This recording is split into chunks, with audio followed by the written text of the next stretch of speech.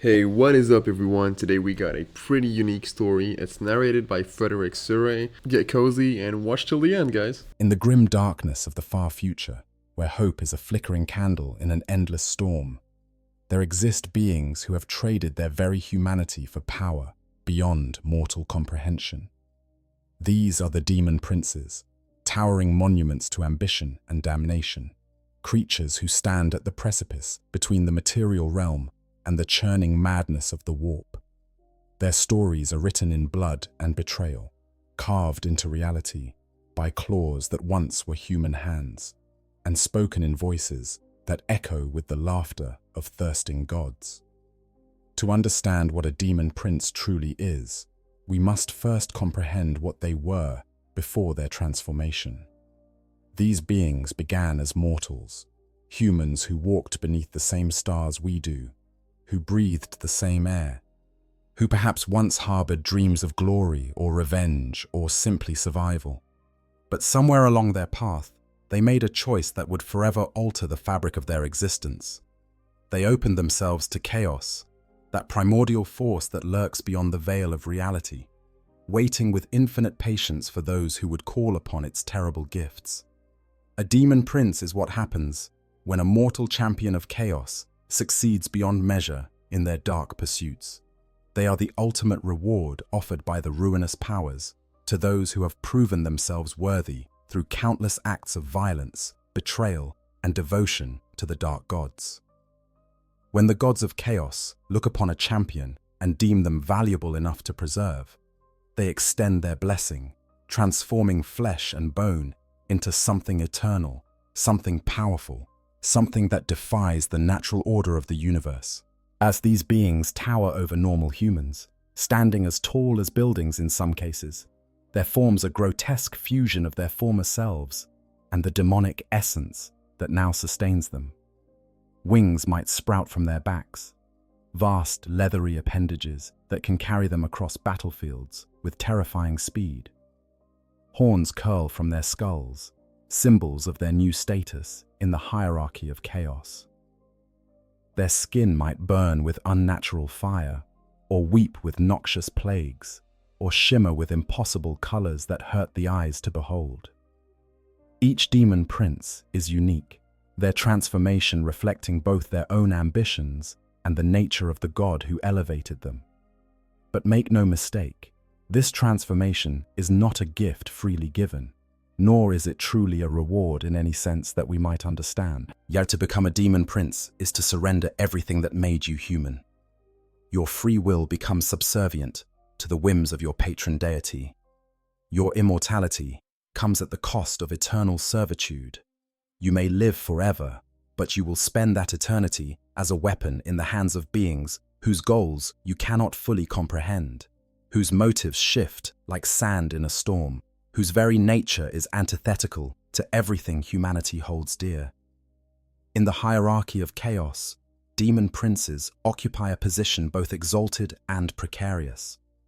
They stand above the mortal champions who still cling to their humanity, commanding warbands and legions with authority that comes from their divine blessing.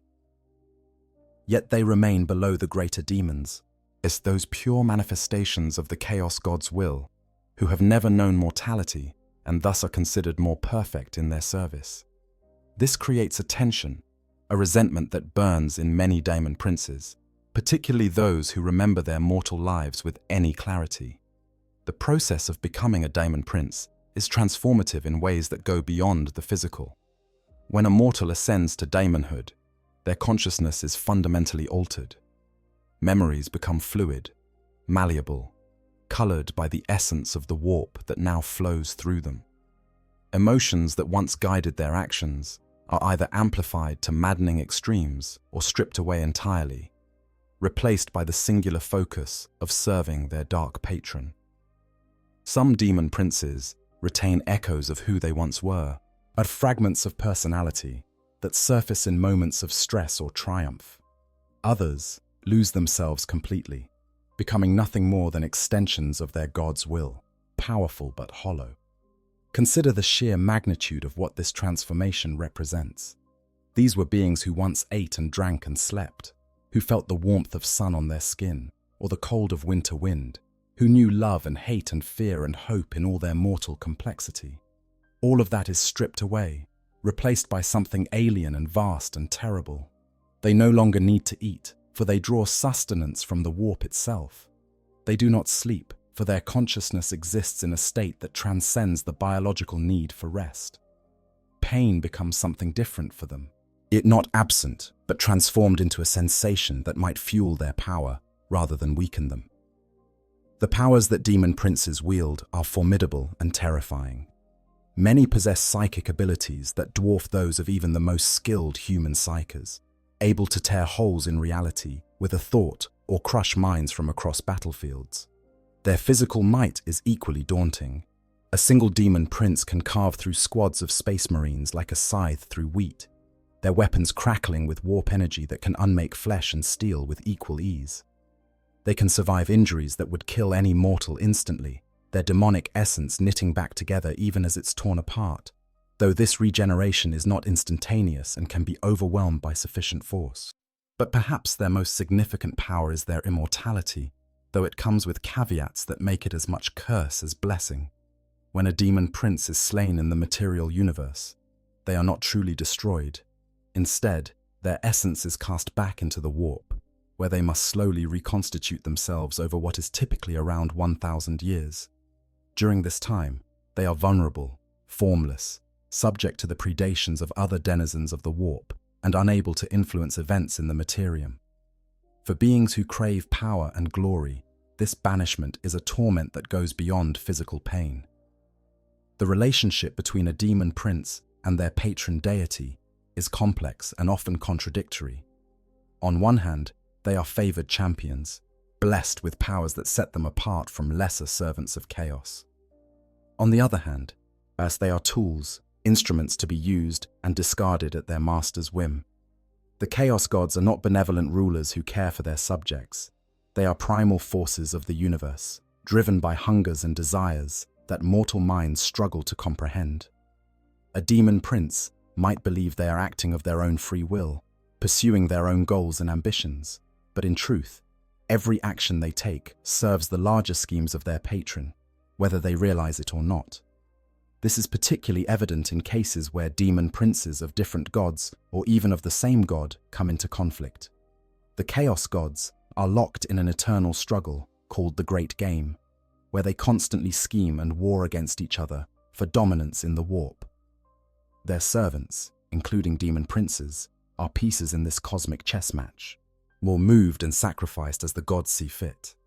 A demon prince might find themselves ordered to attack another champion of chaos, not because of any personal enmity, but because such conflict serves their patron's inscrutable purposes. Yet despite all these limitations and costs, mortals continue to pursue this path with a fervor that borders on madness. Why?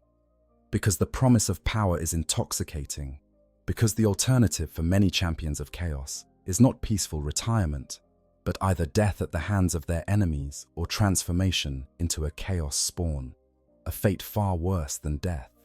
Because some souls are simply too ambitious, too hungry for glory, too convinced of their own exceptionalism to believe that the warnings apply to them.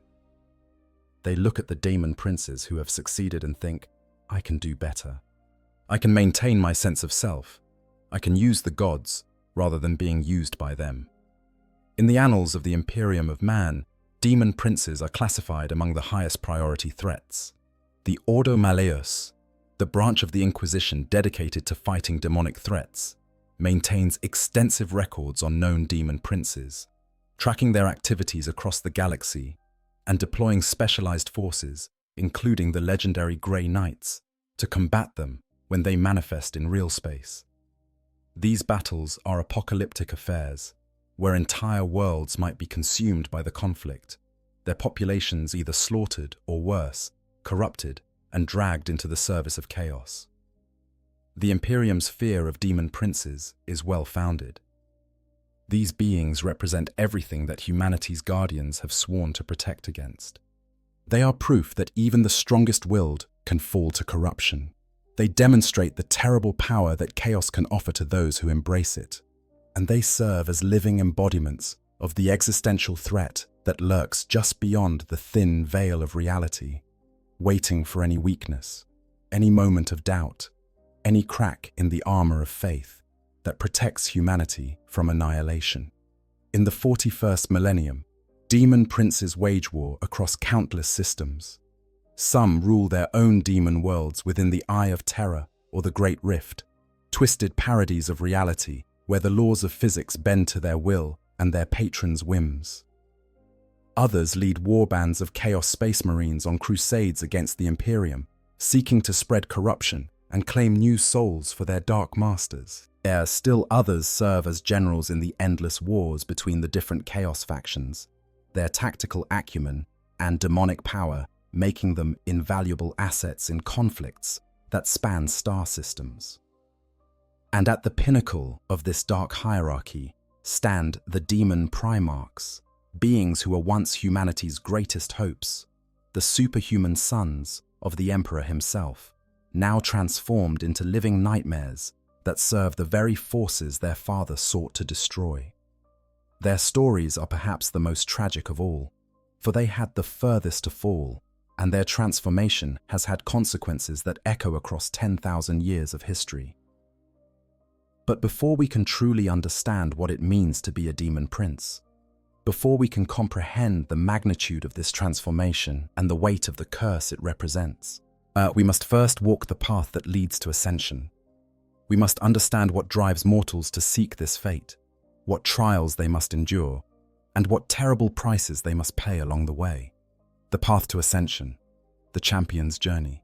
The journey to becoming a demon prince begins not with grand declarations or sudden transformations, but with small compromises, tiny fractures in the soul that grow wider with each passing moment.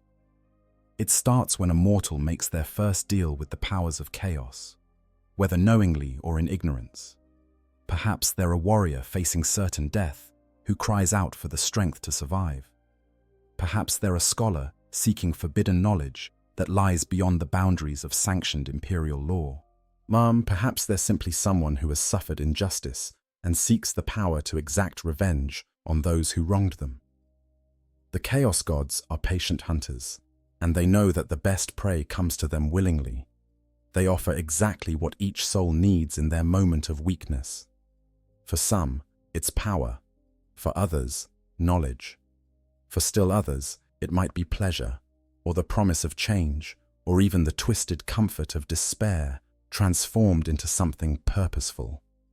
The initial price seems small, almost negligible, a single prayer to a power that isn't the Emperor, a ritual performed that draws on energies that feel wrong but deliver results, a choice made that sacrifices someone else's well-being for your own advancement.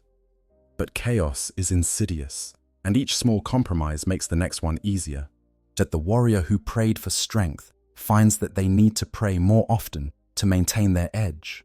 The scholar discovers that each answer they find leads to a dozen new questions, each requiring deeper delving into forbidden texts. The revenge seeker finds that their first victim's death doesn't satisfy them, that they need more, always more. The corruption spreads like a virus through the soul, rewriting motivations and reshaping desires, until service to chaos becomes not just a means to an end, but an end in itself. As a mortal continues down this path, they begin to accumulate what are known as the gifts of chaos. These are physical and spiritual mutations that mark them as favored by the dark gods, though gift is perhaps a generous term for many of these transformations. A warrior might find their strength increasing beyond human limits, their muscles swelling and hardening until they can crush ceramite with their bare hands. A sorcerer might discover new psychic abilities manifesting, powers that let them peer into the future or rend reality with bolts of warp energy. But these gifts come with changes that mark them as apart from normal humanity. Horns might begin to sprout from their skull, starting as small nubs, but growing larger with each new gift received. Their skin might take on an unnatural hue, the red of fresh blood, or the green of rot, or the pink of exposed flesh. Eyes might multiply or change color, or begin to glow with inner fire.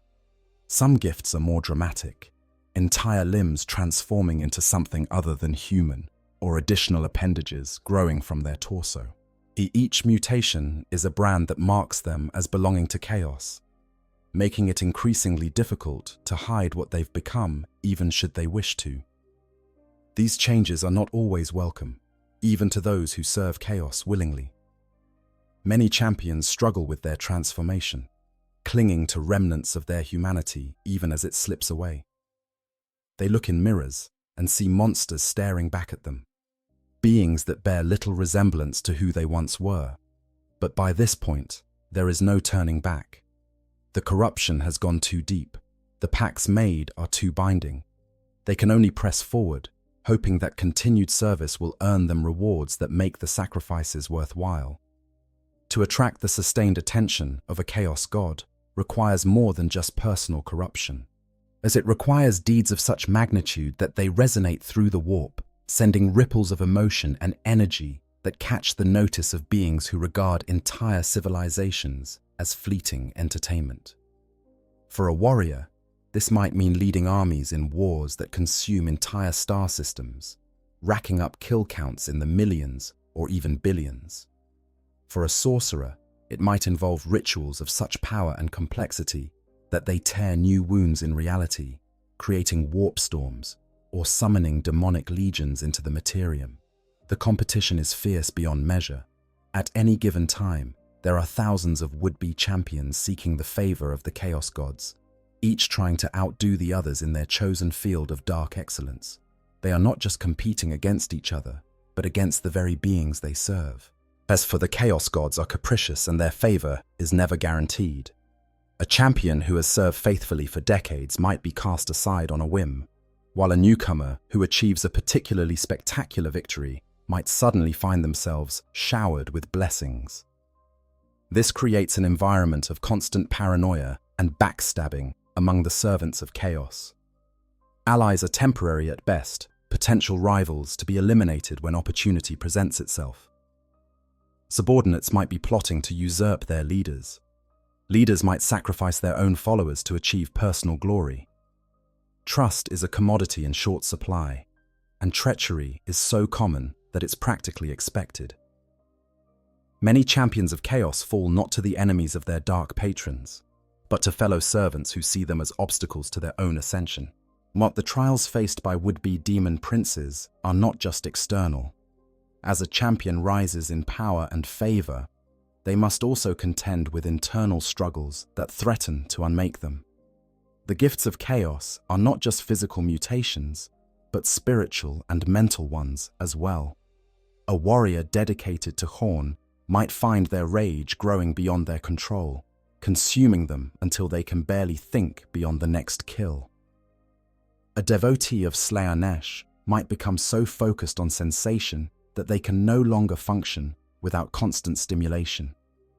The follower of Nurgle might sink into such deep despair that even the promise of immortality seems hollow. A servant of Tzench might become lost in their own schemes, unable to distinguish between plans and reality.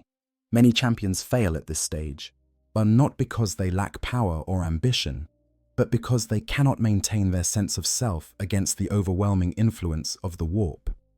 They become unstable, their forms beginning to twist and change beyond their control. This is the warning sign that they are about to suffer the fate that all servants of chaos fear more than death itself: transformation into a chaos spawn. But for those who can hold themselves together, who can channel the energies flowing through them without being consumed, there remains the possibility of ascension. The actual moment of transformation into a demon prince varies wildly.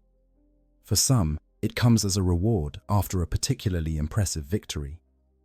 They might stand on a battlefield, strewn with the bodies of their enemies, and suddenly feel the gaze of their patron deity fall upon them with approving intensity. Power floods into them, so much raw warp energy that their mortal form can barely contain it. They feel themselves burning, dissolving, being unmade and remade simultaneously. It is agony beyond description, but it is also exaltation, the fulfillment of everything they've been working toward. For others, the transformation is more gradual, a process that unfolds over days or weeks as their patron slowly reshapes them into something more useful. They might perform a ritual specifically designed to attract divine attention, offering sacrifices of such magnitude that the chaos gods cannot ignore them. The sorcerer Sindri Mir, for example, used the power of an imprisoned demon known as the Maledictum to force his own transformation, binding that vast energy to himself and using it to transcend his mortal limitations. His ascension was self-directed, an act of will as much as divine blessing, though it would ultimately prove to be his undoing. In still other cases, the transformation might be imposed rather than requested. Demon primarchs like Angron were elevated not because they sought it, but because others believed it necessary. Angron was dying, his body failing under the strain of the butcher's nails implanted in his brain, and his brother Lorgar performed a dark ritual that forced his transformation to preserve him. Angron ascended in rage and anguish, becoming a demon prince of Khorne, not as a reward, but as a means of keeping him useful to the cause of chaos. The physical transformation is dramatic and irreversible. The champion's flesh becomes something other than mere meat and bone. It takes on properties of the warp itself, becoming partially immaterial, able to shift and change in response to their will. They grow larger, often massively so, towering over their former comrades. New limbs might manifest, additional arms that can wield more weapons or manipulate warp energies. Wings might erupt from their backs, vast and powerful enough to carry their new bulk through the air. Their heads might transform entirely, faces elongating into bestial muzzles, or losing all features except eyes that burn with unholy fire. But the physical changes, dramatic as they are, pale in comparison to the spiritual and mental transformation.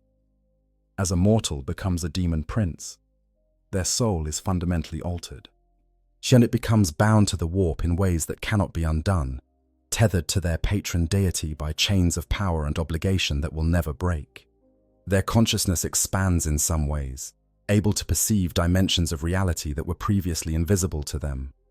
They can see the currents of the warp, feel the emotions of mortals like physical sensations, understand on an instinctive level how to manipulate the forces of chaos to their advantage. Yet in other ways, their consciousness narrows.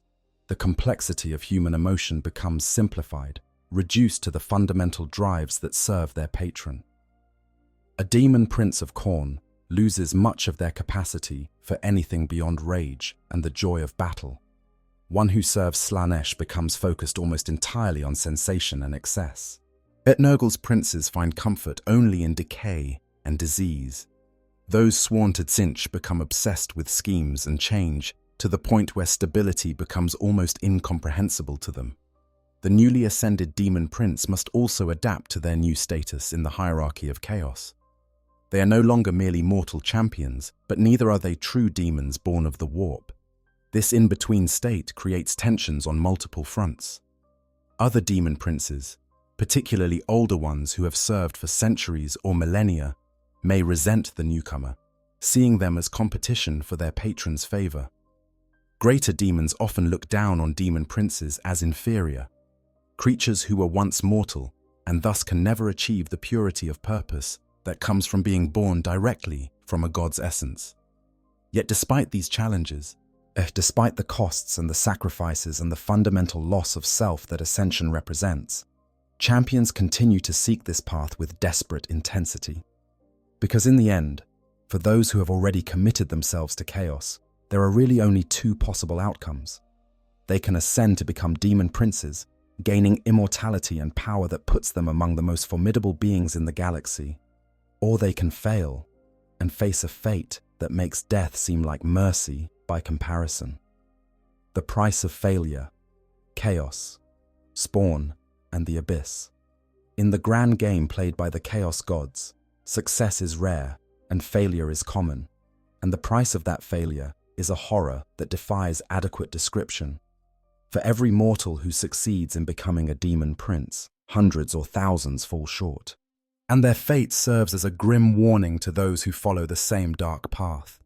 They become chaos spawn, creatures so twisted and corrupted that they lose all trace of the beings they once were, reduced to mindless masses of mutating flesh that exist only to cause pain and destruction. The transformation into a chaos spawn can happen for many reasons, and none of them offer any comfort to those who suffer this fate. Sometimes it occurs because a champion has simply accumulated too many mutations. The gifts of chaos are addictive in a sense. Each power gained makes the champion stronger, but it also makes them more dependent on their patron's favor. As mutations pile up, the mortal form struggles to contain them all. Flesh becomes increasingly unstable, shifting and changing even when the champion doesn't will it to. Eventually, a tipping point is reached where the body can no longer maintain any coherent form, and it collapses into chaos. Other times, spawndom is a punishment actively inflicted by a displeased deity. The chaos gods are neither merciful nor understanding. They expect absolute devotion and spectacular results from their servants. A champion who fails in a critical mission, who betrays their patron's trust, or who simply proves less useful than expected, might find themselves transformed as a mark of divine displeasure. This is particularly common among servants of Tzinch, the changer of ways, whose standards are notoriously capricious and whose attention span for failed servants is measured in moments. The actual process of becoming a chaos spawn is excruciating in ways that transcend physical pain. The champion feels their body begin to rebel against them, mutations manifesting with terrifying speed, and no regard for anything resembling functionality. Limbs might melt and reform into tentacles or claws or masses of eyes. The torso might split open, revealing organs that have transformed into something that defies biological classification. Bones might burst through skin only to reshape themselves into spikes or additional skeletal structures that seem to serve no purpose. But perhaps the most horrifying aspect is the mental degradation. As the body fails, so too does the mind. Memories begin to fragment and dissolve.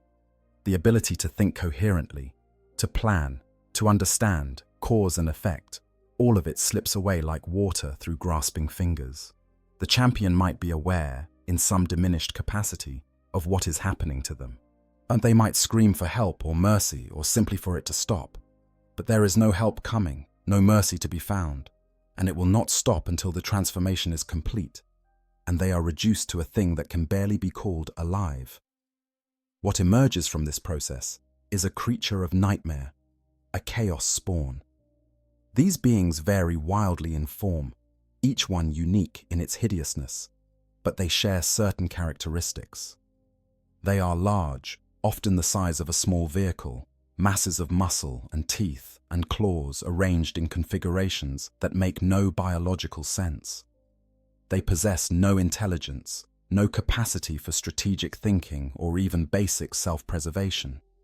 They exist in a state of constant pain and confusion, lashing out at anything nearby with mindless ferocity. Chaos spawn are used by the forces of chaos as shock troops, adherded toward enemy lines where they serve as living weapons that require no morale checks or complex orders. They simply charge forward, attacking whatever is in their path until they are destroyed, or until there is nothing left to attack.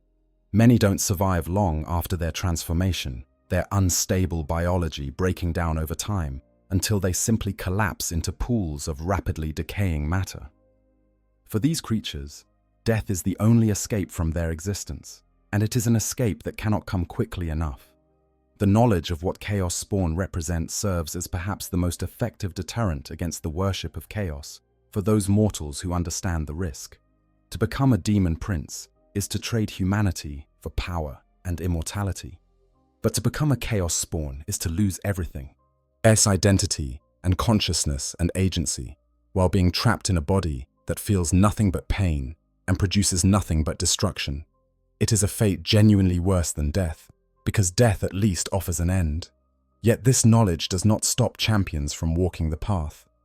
Some believe they are skilled enough, strong enough, favored enough to avoid this fate. They look at the chaos spawn and think, that won't happen to me. I am different. I am special. This is the trap of chaos, the lie it whispers to all who serve it. Everyone is special. Everyone is favored, until suddenly they are not. And by then, it is too late to turn back. The risk of spawndom increases dramatically as a champion approaches the threshold of ascension to demon princehood. This is when the energies flowing through them are at their peak. When the mutations are coming fastest and most violently. It is the moment of greatest danger, where the champion must either successfully channel all that power into a coherent transformation or be overwhelmed by it. Many fall at this final hurdle, their ambitions literally consuming them as they transform into spawn at the very moment they thought they were about to achieve godhood. There are documented cases, rare but noteworthy, of beings who have come back from the brink of spawndom or even reversed the transformation entirely. Foulspawn, a creature whose story is known among the servants of Nurgle, somehow managed to reconstitute himself from spawn state and eventually ascend to become a demon prince, though whether this was due to his own will or simply because Nurgle found the situation amusing remains unclear. And such cases are extraordinary exceptions that prove the rule. Once you become a chaos spawn, that is almost always the end of your story. The existence of chaos spawn also serves a purpose in the ecosystem of chaos warfare. They are disposable assets, creatures that can be sent into situations where even chaos space marines might hesitate.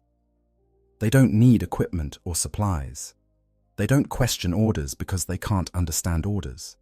They simply exist to fight and die. And their deaths mean nothing to the forces of chaos, because these beings were already lost the moment they transformed. For those champions still pursuing ascension, seeing a chaos spawn is always a sobering moment. It is a glimpse of what awaits them if they fail. It's a reminder that the path they walk has only two possible endings, and one of them is infinitely worse than death. Some champions are driven to greater caution by this knowledge, becoming more careful in their pursuit of power, trying to find the balance between accumulating enough favor to ascend while not pushing so hard that they lose control. Others react in the opposite way, becoming even more reckless, convinced that bold action is the only way to stand out sufficiently to earn their patron's full blessing. You know, I've been thinking about this a lot while researching Demon Princes, and honestly, it's one of the most tragic concepts in all of Warhammer lore. These champions start out by believing they're gaining ultimate power and freedom, but what they actually get is eternal slavery wearing a crown. It reminds me of those old folklore stories about wishes that get twisted, where you get exactly what you asked for, but in the worst possible way. The really haunting part is that most of them can't even recognize what they've lost because the transformation takes away the very parts of themselves that would understand the sacrifice. It's brilliantly dark storytelling, and it's one of the reasons I keep coming back to explore these darker corners of the 40k universe. But anyways, let's get back to the story. The Chaos Gods themselves seem to regard the transformation of champions into spawn with something approaching indifference. To them, these are failed experiments, servants who proved inadequate to the task set before them. There is no mourning for what these beings once were, no regret at the waste of potential. Out in the cold calculus of the great game, Chaos Spawn are simply another resource to be deployed and expended in service of larger goals. This indifference extends to the question of whether spawndom can be avoided through devotion or skill or any other quality a champion might possess.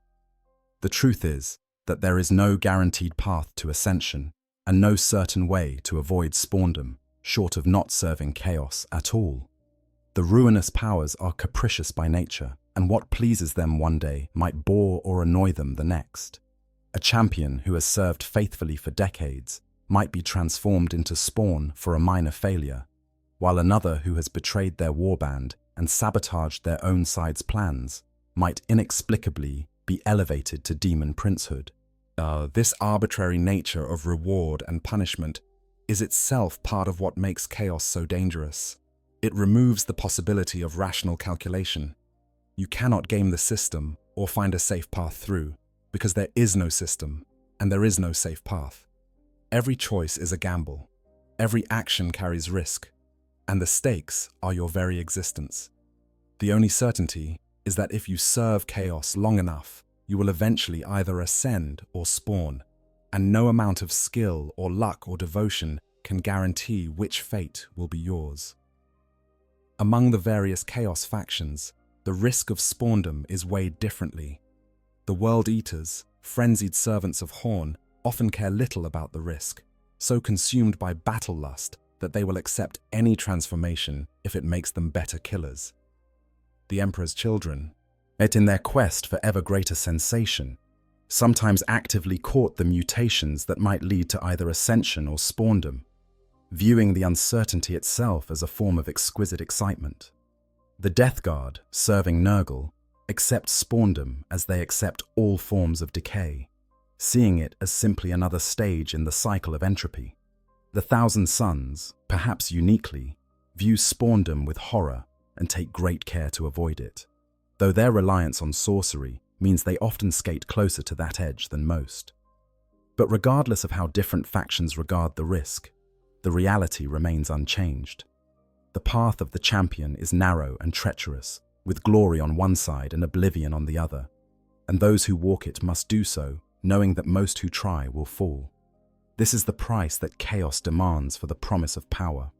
This is the gamble that every champion must make.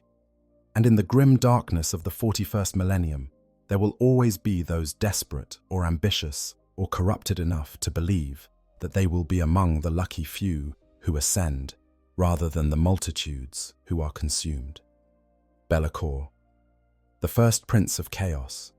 Before there were demon primarchs, before the Horus heresy tore the Imperium apart, even before humanity spread beyond ancient Earth to claim the stars as their birthright, there was Be'lakor. He stands as perhaps the most significant demon prince in all the long and bloody history of chaos, not because he is the most powerful, though his might is considerable, but because he was the first, the original mortal, to catch the attention of all four chaos gods simultaneously and be elevated by their combined blessing to demonic immortality. His story is one of supreme triumph, transformed into eternal punishment, of ambition so vast that even the gods themselves came to fear it. The origins of Be'lakor are shrouded in mystery and legend, deliberately obscured by time and by Be'lakor's own efforts to control his narrative. What we know for certain is that he was once a mortal human, though when exactly he lived remains unclear. Some sources suggest he rose to power during humanity's earliest civilizations, when the first empires were being carved out of barbarism through blood and conquest. Others hint that he may predate even that he might have been among the very first humans to achieve sufficient sophistication to attract the notice of the warp's inhabitants. What is certain is that Be'lakor was a being of tremendous capability even before his transformation. He was a conqueror, a warlord who carved out empires and subjugated entire peoples to his will. But more than that, he was a master manipulator, someone who understood that true power comes not just from physical might, but from controlling the thoughts and actions of others.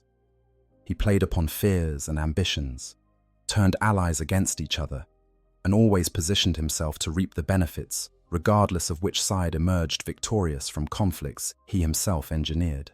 As this combination of martial prowess and cunning manipulation brought him to the attention of the chaos gods in ways that single-minded devotion to any one aspect of chaos never could. Horn saw in him a warrior of legendary skill.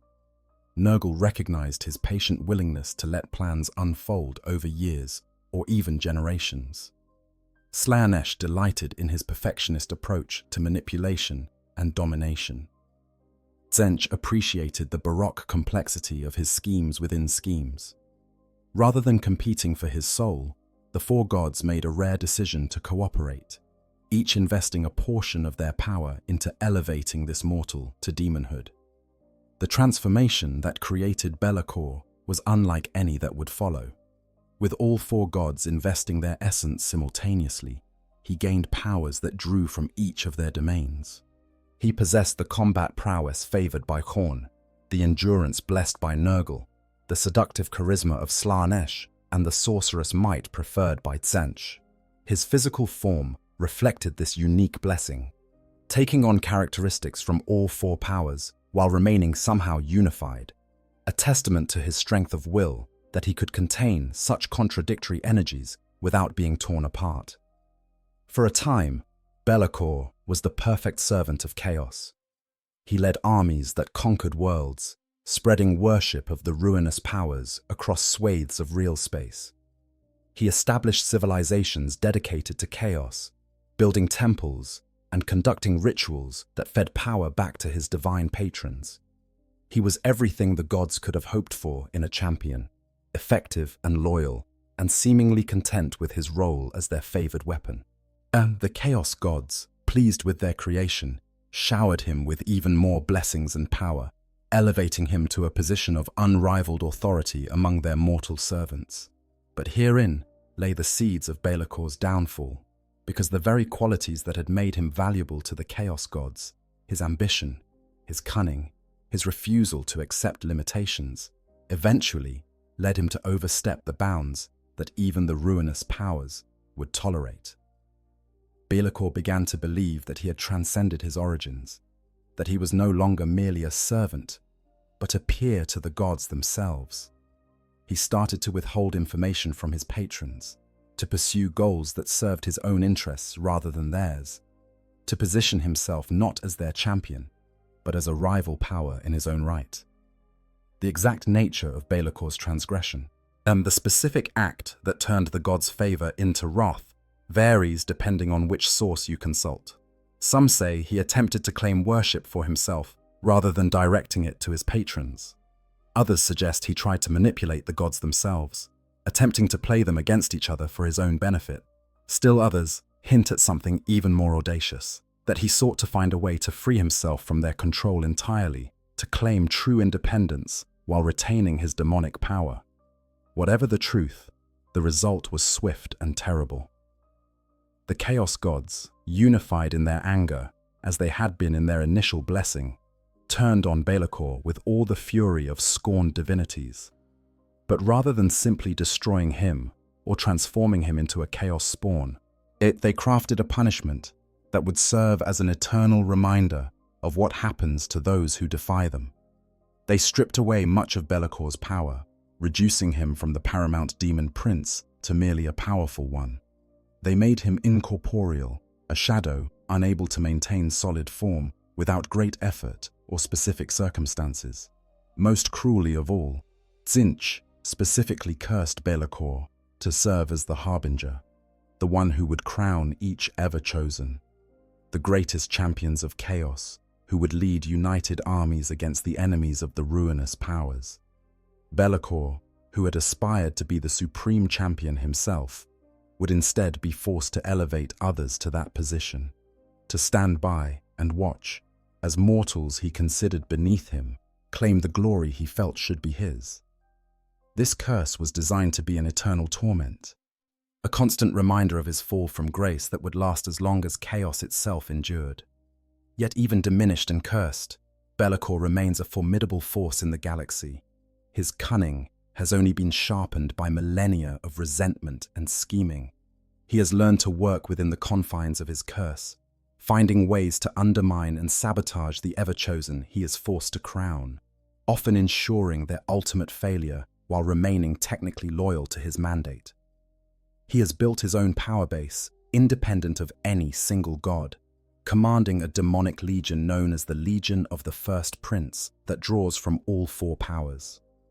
Throughout history, Be'lakor has been linked to numerous pivotal events, often working from the shadows to influence outcomes in ways that serve his inscrutable purposes. Yet he was rumored to have been involved in Abaddon the Despoiler's rise to power, helping the then-young champion of chaos navigate the treacherous politics of the Black Legion and claim his position as War Master.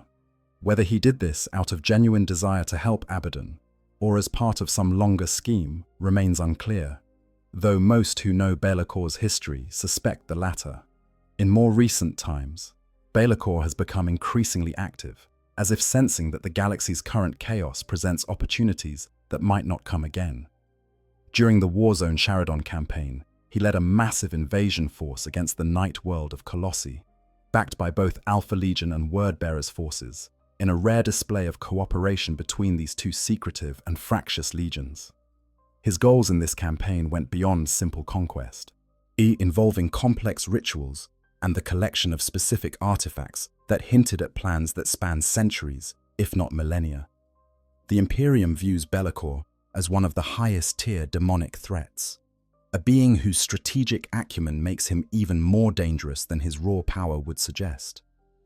The Inquisition maintains extensive files on him, though much of what they contain is speculation and fragmentary evidence, for Be'lakor has proven adept at covering his tracks and obscuring his true activities.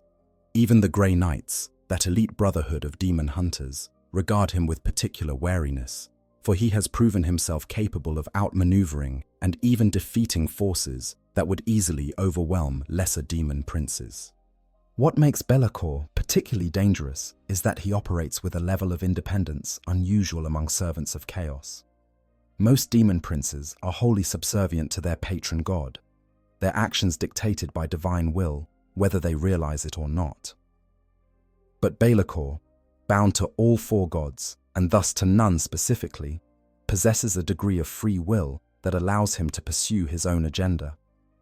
Whether this free will is genuine or simply another layer of the curse placed upon him, with the gods using his apparent independence to further their own goals while letting him believe he acts freely, is a question that perhaps even Be'lakor himself cannot answer with certainty.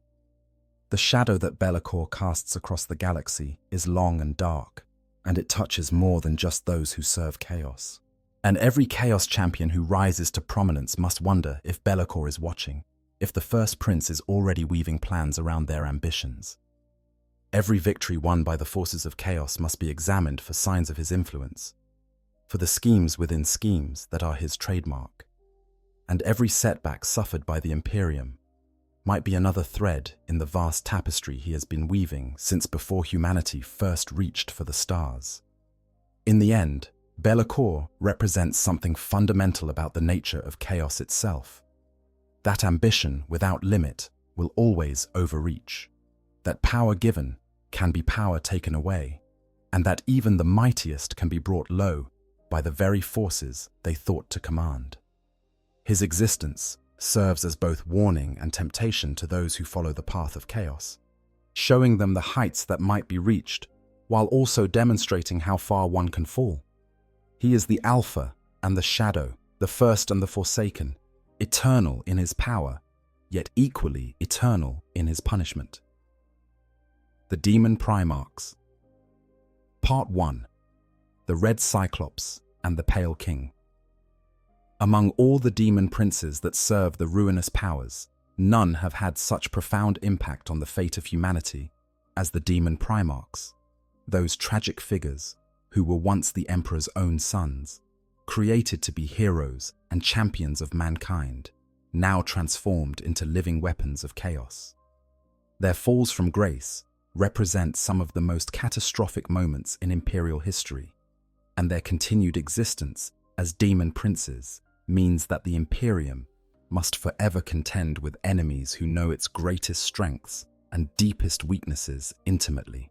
Now, let us begin with two whose transformations exemplify different aspects of damnation: Magnus the Red and Mortarion, the Death Lord. Magnus the Red was always destined for greatness, though whether that greatness would be heroic or catastrophic remained uncertain throughout his life. Of all the Primarchs, he was perhaps the most gifted psyker, his abilities with the warp rivaling even those of his father, the Emperor of mankind. He was a seeker of knowledge above all else, believing that understanding was the key to human advancement, and that the mysteries of the warp could be unraveled and mastered through study and discipline. On his adopted homeworld of Prospero, he established a civilization dedicated to the pursuit of psychic excellence, where the study of sorcery was not hidden but celebrated, where libraries rivaled fortresses in their magnificence. But Magnus suffered from what might charitably be called willful blindness, or more accurately described as dangerous arrogance regarding the nature of the powers he studied. When his father, the emperor, revealed the truth about chaos during the Council of Nicaea and forbade the use of sorcery by the Legiones Astartes, Magnus could not accept this edict. He believed he understood the warp better than anyone save perhaps the emperor himself, and he was convinced that he could safely wield its powers where others might be corrupted. This hubris would prove to be his undoing. The moment that sealed Magnus's fate came when he learned of Horus's betrayal. Desperate to warn his father before the War Master could strike, Magnus attempted to send a psychic message across the galaxy to Terra. But to achieve this feat, he had to break the wards his father had placed around the Imperial Palace and punch through directly into the Emperor's presence. The amount of power required for such a sending was enormous, and to achieve it, Magnus made a pact with entities in the warp that he believed he could control. The message was delivered, but at catastrophic cost. Magnus's sending shattered the psychic wards, protecting the Emperor's secret project, the Imperial Webway, causing its collapse and unleashing demonic forces that would plague Terra for years to come. More personally damaging, it convinced the Emperor that Magnus had fallen to chaos and needed to be brought to justice. The Emperor sent Leman Russ, the Wolf King, to bring Magnus back to Terra to answer for his crimes. But through a combination of chaos manipulation and miscommunication, Russ's orders were changed, and what was meant to be an arrest became a war of extermination. The burning of Prospero was apocalyptic in its scope and tragedy. The Space Wolves descended upon Magnus's homeworld with overwhelming force, backed by the Silent Sisterhood and elements of the Adeptus Custodes. Magnus, wallowing in despair over his perceived failure, and convinced he deserved punishment, initially forbade his sons from fighting back, leaving them defenseless against the assault. As his beloved city burned and his sons were slaughtered, Magnus's student, Ahzek Ahriman, begged him to act, to save what could be saved. It was in this moment of ultimate crisis that Magnus made the choice that would transform him into a demon prince. Seeing no other way to preserve his legion, he called out to Tzench, the changer of ways, the very entity he had bargained with to send his warning to Terra. Tzench answered, as the Chaos God always does, offering salvation at a price. Magnus accepted, and in doing so, he bound himself eternally to the service of the Architect of Fate. The power of chaos flooded through him, transforming his already formidable psychic might into something that transcended mortal limits. His transformation was not immediate in its completion, however. Initially, Magnus retained much of his humanity, using his new power to transport the surviving 1,000 sons to safety within the Eye of Terror, where they established themselves on the demon world that would become known as the Planet of Sorcerers. But over time, as he drew more deeply on the power Tzench offered, the changes became more profound. His form grew larger, more overtly daemonic. His psychic abilities expanded to encompass sorceries that would have been beyond even his pre-ascension self. Yet Magnus is perhaps unique among Daemon Primarchs in that he retains a significant degree of his former personality and intellect. He remains a scholar at heart, still seeking knowledge even in service to chaos. His realm within the Eye of Terror is a strange place where libraries float through skies of impossible color, and knowledge itself seems to be a physical substance that can be shaped and manipulated. He continues to study the warp, though now from the perspective of one who exists partially within it, able to perceive dimensions and possibilities that would drive mortal minds to madness. This retention of self makes Magnus in some ways more tragic than other demon primarchs. He is aware of what he has become and what he has lost. In his rare moments away from the intoxication of sorcerous power, he remembers Prospero before its burning, remembers his brother Primarchs before the betrayal, remembers a time when his greatest ambition was simply to understand the universe and share that understanding with humanity. But these moments of clarity are fleeting, overwhelmed by the demands of Tzench and the seductive allure of ever greater knowledge and power. If Magnus's fall was driven by hubris and the desire for knowledge, Mortarian's descent into demonhood was born of despair and betrayal. The Primarch of the Death Guard had always been a figure of grim determination, raised on the poison-wreathed world of Barbarous, where he had fought against the alien overlords who had ruled through toxic supremacy. He had developed a legendary resistance to poison and disease, able to withstand conditions that would kill even other primarchs, and he passed this resilience to his legion. Mortarion harbored a deep-seated hatred of tyrants and those who used supernatural power to dominate others, stemming from his experiences on Barbarous. This made him suspicious of psychers, and particularly wary of the warp, which he saw as a source of power that invited corruption and abuse. When the Emperor decreed that the legions would follow his strict regulations regarding psychic powers, Mortarion supported this measure wholeheartedly, though his relationship with the Emperor remained complicated due to the circumstances of his world's conquest. During the Horus Heresy, Mortarion sided with the War Master, not out of devotion to chaos, but because he believed Horus's rebellion was justified. He saw the Emperor as the ultimate tyrant, a being who had used his own vast psychic powers to conquer the galaxy and impose his will on all of humanity. Mortarion believed that by overthrowing the Emperor, he would be freeing humanity from tyranny, though he had no love for the Chaos Gods and viewed them with suspicion and disgust. This attitude would make his eventual transformation into a demon prince all the more bitter. As the Death Guard fleet traveled through the warp on their way to join the assault on Terra, they became trapped in the realm of Nurgle, the plague god. The ships themselves became infected with supernatural diseases that spread rapidly through the Legion. Mortarion watched helplessly as his sons succumbed to plagues that even their legendary resilience could not withstand. They died in agony, their superhuman bodies failing against diseases that existed beyond the scope of natural biology. Mortarion himself fought against the infection with all his considerable will and physical might, refusing to give in even as the diseases consumed him. But as he watched his sons dying around him, as he felt his own body beginning to fail despite everything he could do, despair overwhelmed him. In his darkest moment, Mortarion called out to Nurgle, not in devotion, but in desperation, begging for the lives of his sons to be spared. Nurgle answered, "On offering a bargain, eternal service in exchange for relief from suffering." Mortarion accepted, and in that moment, he was transformed. The diseases that had been killing him and his legion became instead blessings of Nurgle, transforming them into plague-ridden monstrosities that could spread disease wherever they went, but were themselves immune to suffering from it. Mortarion grew to immense size, his already formidable frame expanding as decay and supernatural vitality warred within him. He gained vast wings, though they were tattered and diseased things that seemed barely able to support his weight. His scythe, Silence, became a weapon of supernatural plague, able to inflict diseases that would linger for centuries.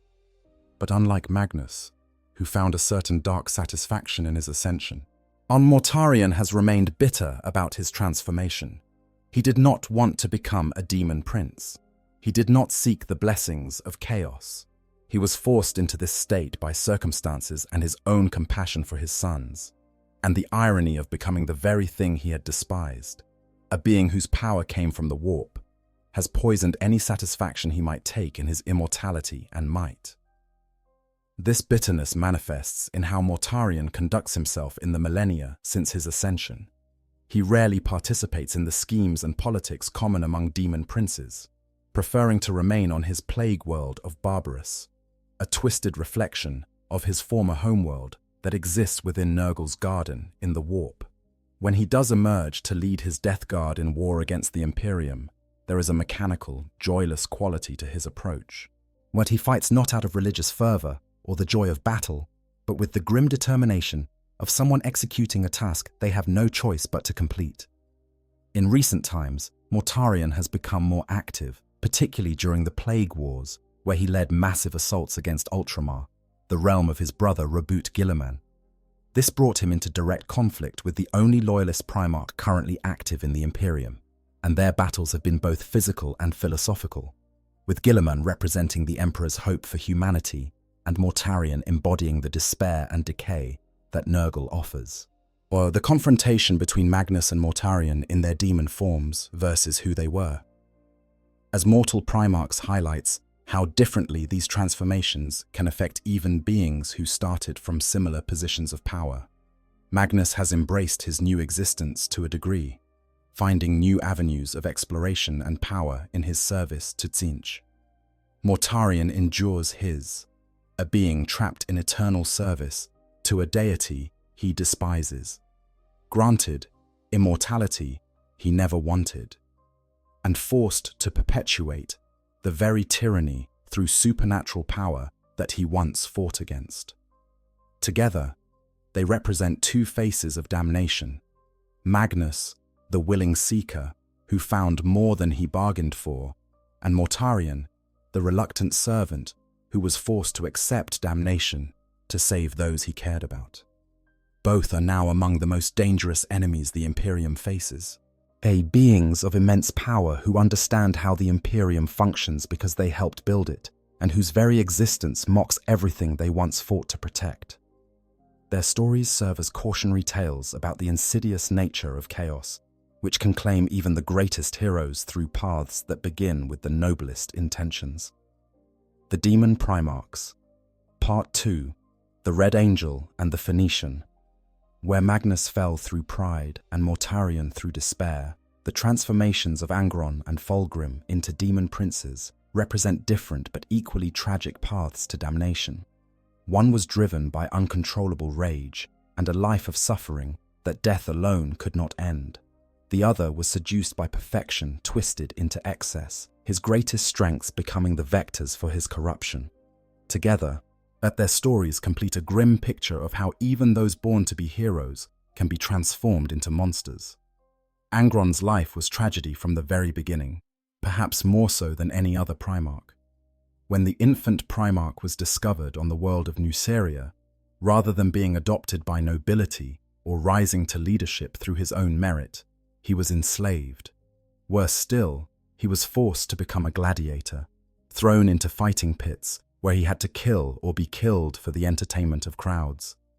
This alone might have broken a lesser being, but Angron possessed something remarkable, an empathic ability that let him take on and ease the suffering of others. This gift of empathy, which in a better life might have made him a healer or a uniter, became a curse in the gladiatorial pits. Angron felt every death he caused. He experienced the fear and pain of those he was forced to kill. The psychological burden was immense, and his captors, fearing that this empathy might make him unsuitable for their purposes, had cybernetic implants called the butcher's nails inserted directly into his brain. These devices overrode his empathy, replacing it with pure, unthinking aggression, making him the perfect killer, but destroying the compassionate soul that had made him special. Angron eventually led a slave revolt, gathering thousands of gladiators in a desperate bid for freedom. But their rebellion was doomed from the start, and they made a last stand on a mountain, knowing they would die, but choosing to die free rather than live in chains. It was at this moment that the Emperor arrived to claim his son. But rather than supporting the rebellion or honoring Angron's choice to stand with his fellow slaves, the Emperor simply teleported Angron away, leaving the gladiators he considered family to die without him. This betrayal, this fundamental denial of Angron's agency and his bonds with the only people who had ever truly understood him, created a wound in his soul that would never heal. He served the Emperor afterward, but always with resentment, always with rage. The butcher's nails continued to degrade his mind, eating away at his capacity for any emotion beyond anger. By the time the Horus heresy began, Angron was already more weapon than Primarch, capable of little beyond killing and wanting nothing more than a warrior's death to end his suffering. During the heresy, Angron fought with berserk fury, he leading his World Eaters Legion in campaigns of such savage brutality that even other traitor legions found them disturbing. But the butcher's nails were killing him, driving his body to the point of collapse even as they drove his mind deeper into madness. Lorgar, ever the devotee of chaos, saw an opportunity. He believed that Angron deserved better than to simply die from the implants, that such a mighty warrior should be preserved. On the world of Nuceria, returned to exact vengeance on the slavers who had tortured him. Angron was dying. His body, pushed beyond all limits by the nails, was shutting down. Lorgar performed a massive ritual, sacrificing an entire world's worth of lives to power a forced transformation. Angron did not choose to become a demon prince. He did not bargain with Khorne or seek ascension, as the transformation was imposed upon him as another violation of his autonomy, one final robbery of his right to die on his own terms. The being that emerged from this ritual was no longer truly Angron. The demon Primarch of Khorne is a towering engine of rage and slaughter, all trace of the empathic slave who once tried to save his fellow gladiators buried beneath layers of warp-spawned fury. He is as close to pure aggression given form as anything can be, existing only to kill, to take skulls for Khorne's throne, to turn battlefields into abattoirs. His axes, Gorefather and Gorechild, reap lives with mechanical efficiency, and he leads his world eaters in frenzies of violence that leave entire sectors depopulated. Yet some part of Angron's original personality occasionally surfaces, usually in the form of resentment toward Lorgar for forcing this transformation upon him. He knows he is a slave still, no longer to mortal masters, but to the blood god himself, and the knowledge that he will never be free, not even in death, is a torment that fuels his endless rage. Every skull he claims for Khorne is both a prayer and a curse, an acknowledgement of his servitude and a protest against it. If Angron's transformation was a final tragedy inflicted upon a life that had known nothing but suffering, Fulgrim's fall was a seduction so gradual and complete that he barely noticed it until it was far too late. The Primarch of the Emperor's children was the embodiment of the pursuit of perfection.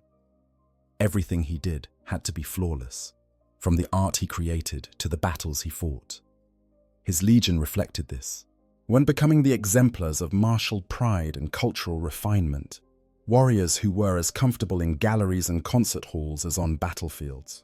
But perfection is a dangerous goal because it can never truly be achieved. There is always room for improvement, always another level of excellence to strive for, and Fulgrim's pursuit became increasingly obsessive. When the Horus heresy began, Fulgrim was among the first to be corrupted, though initially he himself didn't realize the depth of his fall. It began with a blade, the Leia blade, a demonic weapon he claimed from a Xenos race his legion had exterminated. The blade whispered to him, amplifying his desire for perfection and slowly twisting it into something darker.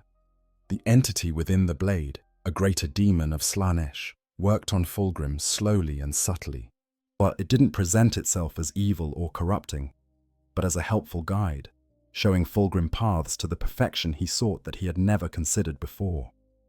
Under its influence, the Primarch's pursuit of excellence became a pursuit of excess.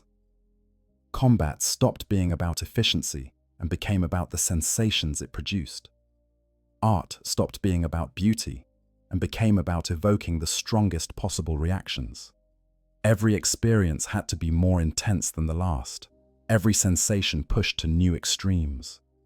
The moment that symbolized Fulgrim's complete fall came during a confrontation with his brother Ferrus Manus, Primarch of the Iron Hands, and Fulgrim's closest friend among the Primarchs.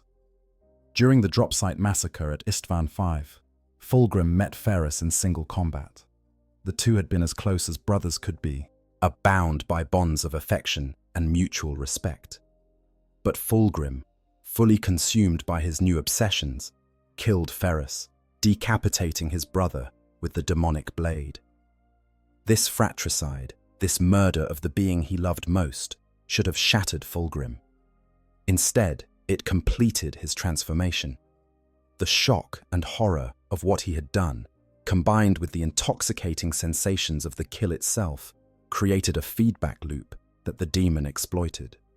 Fulgrim's consciousness was overwhelmed, and the demon took control of his body, trapping the Primarch's soul within his own flesh, as a passenger in his own form. The lore around what happened next has been somewhat contradictory over the years. Early sources suggested that Fulgrim remained trapped within his own body while the demon controlled it. Later materials revealed that Fulgrim himself had willingly embraced chaos after witnessing what the demon could do with his form, deciding that this was indeed a path to perfection he had never considered. Regardless of the exact mechanics, the end result was the same. Fulgrim transformed into a demon prince of Slaanesh. His new form is perhaps the most visibly alien of all the demon primarchs. Where the others retain at least some humanoid characteristics, Fulgrim has become a serpentine creature, his lower body transformed into a massive scaled tail that allows him to tower over even other primarchs. He possesses 4 arms, each capable of wielding weapons with supernatural skill. His face retains some resemblance to what it was, but enhanced with an otherworldly beauty that is unsettling in its perfection, the kind of beauty that causes as much discomfort as admiration. Fulgrim's pursuit of perfection has become a pursuit of perfect sensation, perfect experience, perfect excess. He has created a realm within the Eye of Terror where every sensation is amplified, where pain and pleasure blur together into experiences that would shatter mortal minds. He leads his Emperor's children in raids, not for conquest or even for the glory of Slaanesh, but for the experiences they provide, the new sensations they can discover, the heights of excess they can achieve. Among the demon primarchs, Fulgrim is perhaps the most disconnected from who he once was. Angron retains his rage and resentment. Magnus retains his scholar's mind. Mortarion retains his bitterness and hatred of tyranny. But Fulgrim has fully embraced his transformation, reveling in it, finding in excess and sensation a form of perfection that his mortal self never imagined. This makes him, in some ways, more dangerous than his brothers, because he has no conflict with his nature, no part of him that struggles against what he has become. Recent events have brought Fulgrim out of the Eye of Terror more frequently. After millennia of pursuing increasingly exotic and twisted pleasures within his demon world, he has returned to real space to experience sensations only warfare against the Imperium can provide. His recent campaign has brought him into conflict with multiple loyalist chapters, and his presence on battlefields is like a poison, corrupting everything around him, not through disease, but through the seductive promise that surrender to excess offers escape from the grinding misery of life in the 41st millennium. Yet together, Angron and Fulgrim represent 2 of Chaos's most powerful weapons in the eternal war against humanity. Angron is the hammer, the blunt force that breaks armies and turns worlds into graveyards. Fulgrim is the serpent, the subtle corrupter, who shows that damnation can wear a beautiful face and speak in dulcet tones. Both were heroes once, beings created to uplift and protect humanity. Both are now monuments to how completely chaos can transform even the greatest into tools of destruction. And both serve as reminders that the Imperium fights not just against external enemies, but against the shadows of its own lost glory. The Demon Primarchs. Part 3. The Lord of Iron and the Urizen. While Angron, Magnus, Mortarion, and Fulgrim have received the most attention as Demon Primarchs, sure, both in Imperial records and in the actual conflicts they wage against humanity, 2 others stand in shadows that are no less deep or threatening. Perturabo, Lord of Iron and Master of the Iron Warriors, and Lorgar Aurelian, the Urizen and first prophet of Chaos, both ascended to demonhood through paths that differed markedly from their brothers. Their stories complete the tragic roster of the traitor Primarchs who have been transformed into demon princes. Perturabo was always a figure defined by bitterness and resentment. From the moment of his arrival on Olympia, he possessed an intellect that bordered on the supernatural, able to understand complex mathematics and engineering principles as if they were instinctive knowledge. he quickly became the greatest military mind on his adopted world, is winning countless campaigns through siege warfare and tactical brilliance. But for all his achievements, Perturabo felt underappreciated, convinced that he deserved more recognition than he received. This sense of grievance only intensified when he was reunited with the Emperor and given command of the 4th Legion, the Iron Warriors. Perturabo excelled at siege warfare, both laying sieges and breaking them, and his legion became the go-to force for the most grueling, thankless campaigns of the Great Crusade. While other legions earned glory in swift conquests or dramatic battles, the Iron Warriors ground their way through fortress after fortress, suffering brutal casualties in the process.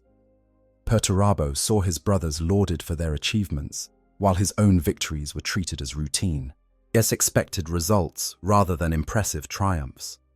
The breaking point came after Perturabo was forced to put down a rebellion on his homeworld of Olympia. The campaign was bitter and personal, with the Primarch ultimately crushing the revolt with such brutality that the planet was left scarred and broken.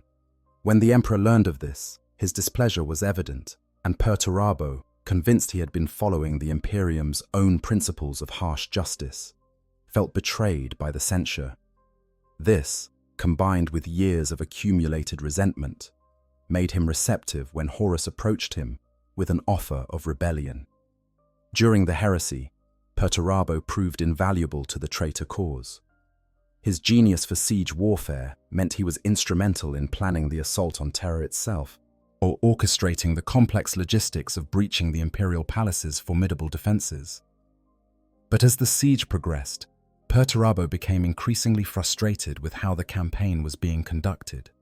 He saw Horus and the other traitor Primarchs relying more on demonic sorcery and warp corruption than on sound military strategy, and he viewed this as both inefficient and dishonorable. The circumstances of Perturabo's transformation into a demon prince are somewhat murky and less dramatically documented than those of his brothers. What is known is that it occurred sometime after the Siege of Terra, specifically after an event known as the Iron Cage Incident. Perturabo had lured his hated rival Rogel Dawn and the Imperial Fists into a trap on the world of Sebastus IV, creating a massive killbox designed to annihilate the 7th Legion.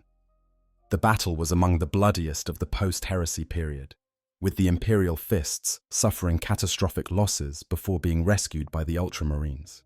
Following this Pyrrhic victory, Perturabo withdrew into the Eye of Terror and established himself on the demon world of Medrengard. It was during this period that his transformation occurred, though whether he actively sought ascension or whether it was granted by the Chaos Gods in recognition of his service remains debated. Unlike most demon princes who serve a single patron, Perturabo apparently gained his power from Chaos Undivided, receiving blessings from all 4 gods without being bound specifically to anyone.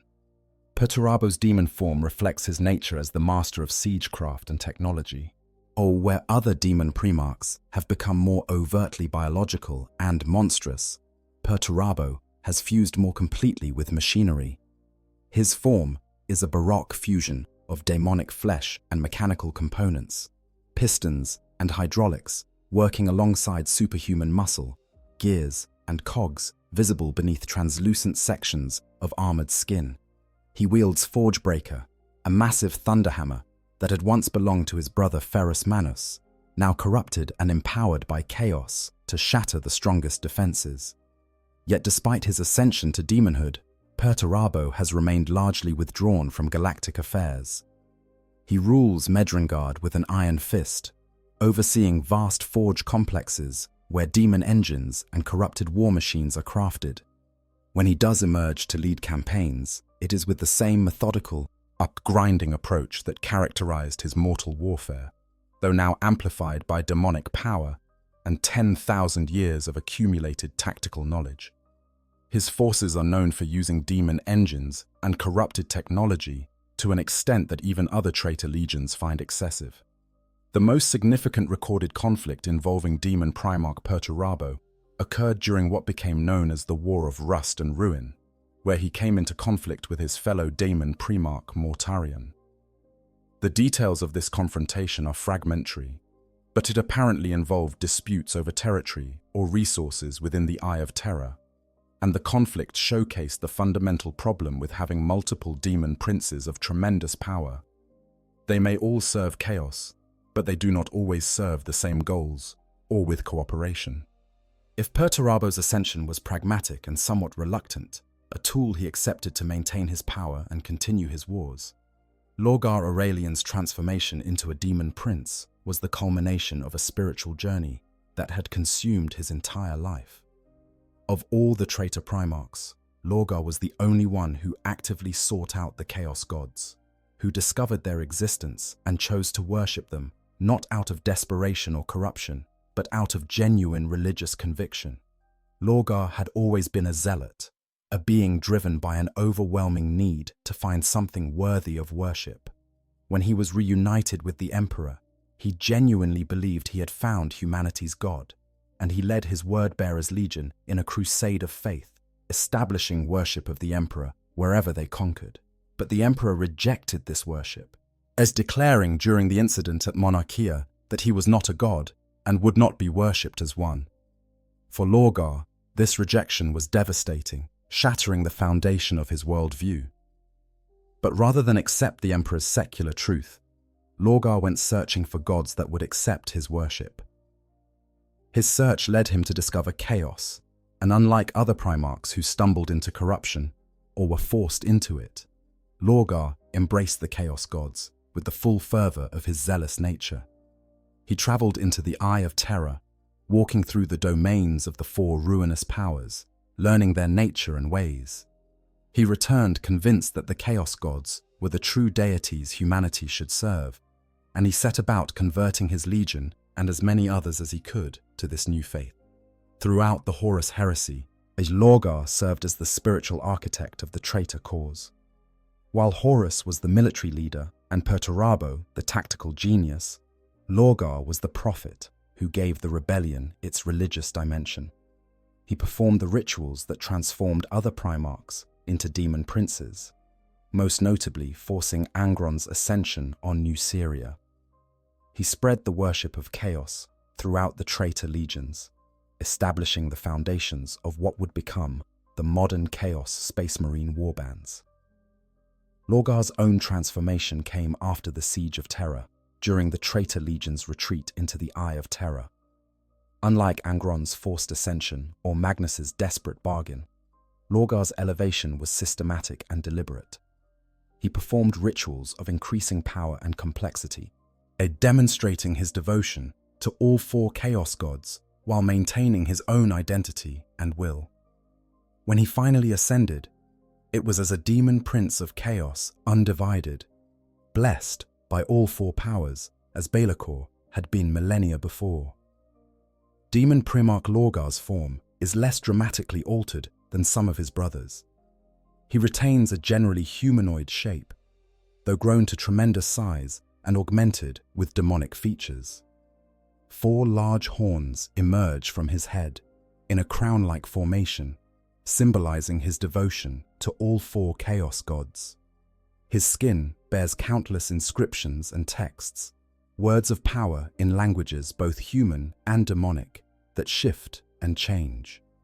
He wields his Crozius Arcanum, transformed now into a weapon that can channel the collective power of the Chaos Gods. Yet despite his power and his pivotal role in creating the modern relationship between Chaos and the traitor legions, Lorgar has been remarkably inactive in the 10,000 years since the heresy. He rules his demon world of Sicarus from a vast cathedral fortress, surrounded by his word-bearers who continue to worship him as prophet and priest. He emerges rarely to lead campaigns in real space, preferring to conduct his wars through his subordinates and to focus his own efforts on spiritual and sorcerous pursuits that seem to serve some larger, long-term plan. Speculation about Lorgar's activities and intentions runs rampant among those who study chaos. Some believe he is conducting a ritual of unprecedented scale, one that will span millennia and fundamentally alter the relationship between the Imperium and the warp. And others suggest he is simply waiting for the perfect moment to emerge, when his intervention will have maximum impact on the fate of the galaxy. Still others think he has become so consumed by his religious contemplations that he has largely lost interest in the material conflicts of the 41st millennium. Recent events, particularly the opening of the Great Rift and the return of his brother Robut Guilliman, have stirred increased activity among the word-bearers, though whether Lorgar himself has taken direct action remains unclear. What is certain is that of all the demon primarchs, Lorgar is perhaps the most patient and the most willing to sacrifice immediate gains for long-term victory. He thinks not in terms of battles or even wars, but in terms of spiritual epochs, and his plans likely extend centuries or even millennia into the future.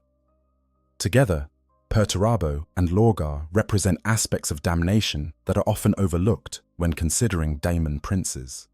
Perturabo shows that pragmatism and bitter resentment can lead to damnation as surely as rage or excess. Lorgar demonstrates that damnation can be pursued willingly, even eagerly, by those who find in chaos something they believe worth serving. Both are monumentally dangerous in different ways. Perturabo as a military genius, now empowered by demonic might. Lorgar as a spiritual architect whose schemes unfold across centuries. The 6 known demon primarchs represent the full spectrum of how the greatest of humanity's champions can fall to chaos. Magnus through pride, Mortarion through despair, Angron through suffering, Fulgrim through seduction, Perturabo through bitterness, and Lorgar through genuine faith twisted into worship of evil. Each demonstrates a different path to damnation, and together they stand as chaos's greatest weapons against the Imperium that they once served. Notable Daemon princes of the mortal realm. While the Daemon primarchs stand as the most infamous examples of mortals elevated to daemonhood, they are far from the only ones. Throughout the 10,000 years since the Horus heresy, countless other champions have achieved ascension, and while most fade into obscurity after their transformation, some have carved their names into imperial history through deeds of such dark renown that they cannot be forgotten. These are the demon princes who rose from the ranks of ordinary, if exceptionally capable mortals, proving that one need not be a primarch to achieve terrible power through service to chaos. Among the most notorious of these is Makar the Reborn, formerly known as Malok Cartho, a dark apostle of the Wordbearers. His story begins during the Horus heresy itself, at the Battle of Calth, where the Wordbearers launched a devastating surprise attack on the Ultramarines. During this battle, Cartho was slain by Remus Ventanus, a captain of the Ultramarines, seemingly ending his story before it could truly begin. But death, as it turns out, was not the end for this devoted servant of chaos. The Chaos Gods, pleased with the carnage Cartho had orchestrated at Calth, granted him a resurrection of sorts, transforming him into the demon prince Makar. For 10,000 years, he has been a persistent thorn in the Imperium's side, leading warbands of chaos, space marines, and demons in raids and invasions across the galaxy. What makes Makar particularly interesting is his pattern of focusing his attention on the Ultramarines and their successors, continuing a vendetta that began in life and has persisted into demonic immortality. Makar has been banished back to the warp multiple times over the millennia, each time requiring tremendous sacrifice from Imperial forces to achieve. Yet each time, he has returned, often more powerful and certainly more cunning than before. His most recent activities brought him into conflict with the Grey Knights, and particularly with Kaldor Drygo, the legendary Grey Knight who has achieved what few others can claim: the permanent killing of a demon prince. Whether Makar will somehow return from this true death remains to be seen, but his story serves as an example of how difficult it is to truly eliminate these beings, even when they are defeated in battle. Sindri Mur represents a different path to demonhood, one achieved through ambition and betrayal rather than long service. A sorcerer of the Alpha Legion, Sindri was advisor to Chaos Lord Baal during a campaign to recover an artifact known as the Maledictum on the world of Tartarus. But Sindri's true loyalty was only to his own advancement, and he played an elaborate game of manipulation that spanned the entire campaign, pitting all factions on the world against each other while positioning himself to claim the ultimate prize. The Maledictum was a powerful chaos artifact containing a bloodthirster of Khorne, imprisoned within but still radiating tremendous power. Sindri orchestrated events so that everyone else, and including his own leader Bael, died fighting each other while he himself gained access to the Maledictum. When he finally claimed it, Sindri used its power to force his own transformation into a demon prince, achieving in moments what most champions spend lifetimes working toward. But Sindri's triumph was short-lived. Almost immediately after his ascension, he was confronted by Gabriel Angelos, the captain of the Bloodraven's Space Marines who had been fighting against the Chaos Forces throughout the campaign. In his overconfidence, Sindri underestimated how quickly the Imperials could adapt to facing a demon prince, and Angelos banished him back to the warp. Worse still, Sindri's forced ascension using the Maledictum meant that he had technically stolen power that Khorne had intended for his imprisoned bloodthirster, and his punishment in the warp was said to be particularly severe. Sindri's story serves as a cautionary tale about the risks of trying to circumvent the normal path to demonhood. While it's theoretically possible to force one's own transformation through the use of powerful artifacts or massive rituals, doing so without the genuine blessing of a chaos god often results in an ascension that is both brief and ends in punishment rather than reward. Nemeroth, the chaos sorcerer who led the Chosen of Nemeroth warband, represents yet another variation on the theme of a rushed or forced ascension. During an invasion of the Forge world Graia, Nemeroth attempted to use captured Imperial technology, specifically an experimental warp-based device called the Psychic Scourge, to power his transformation into a demon prince.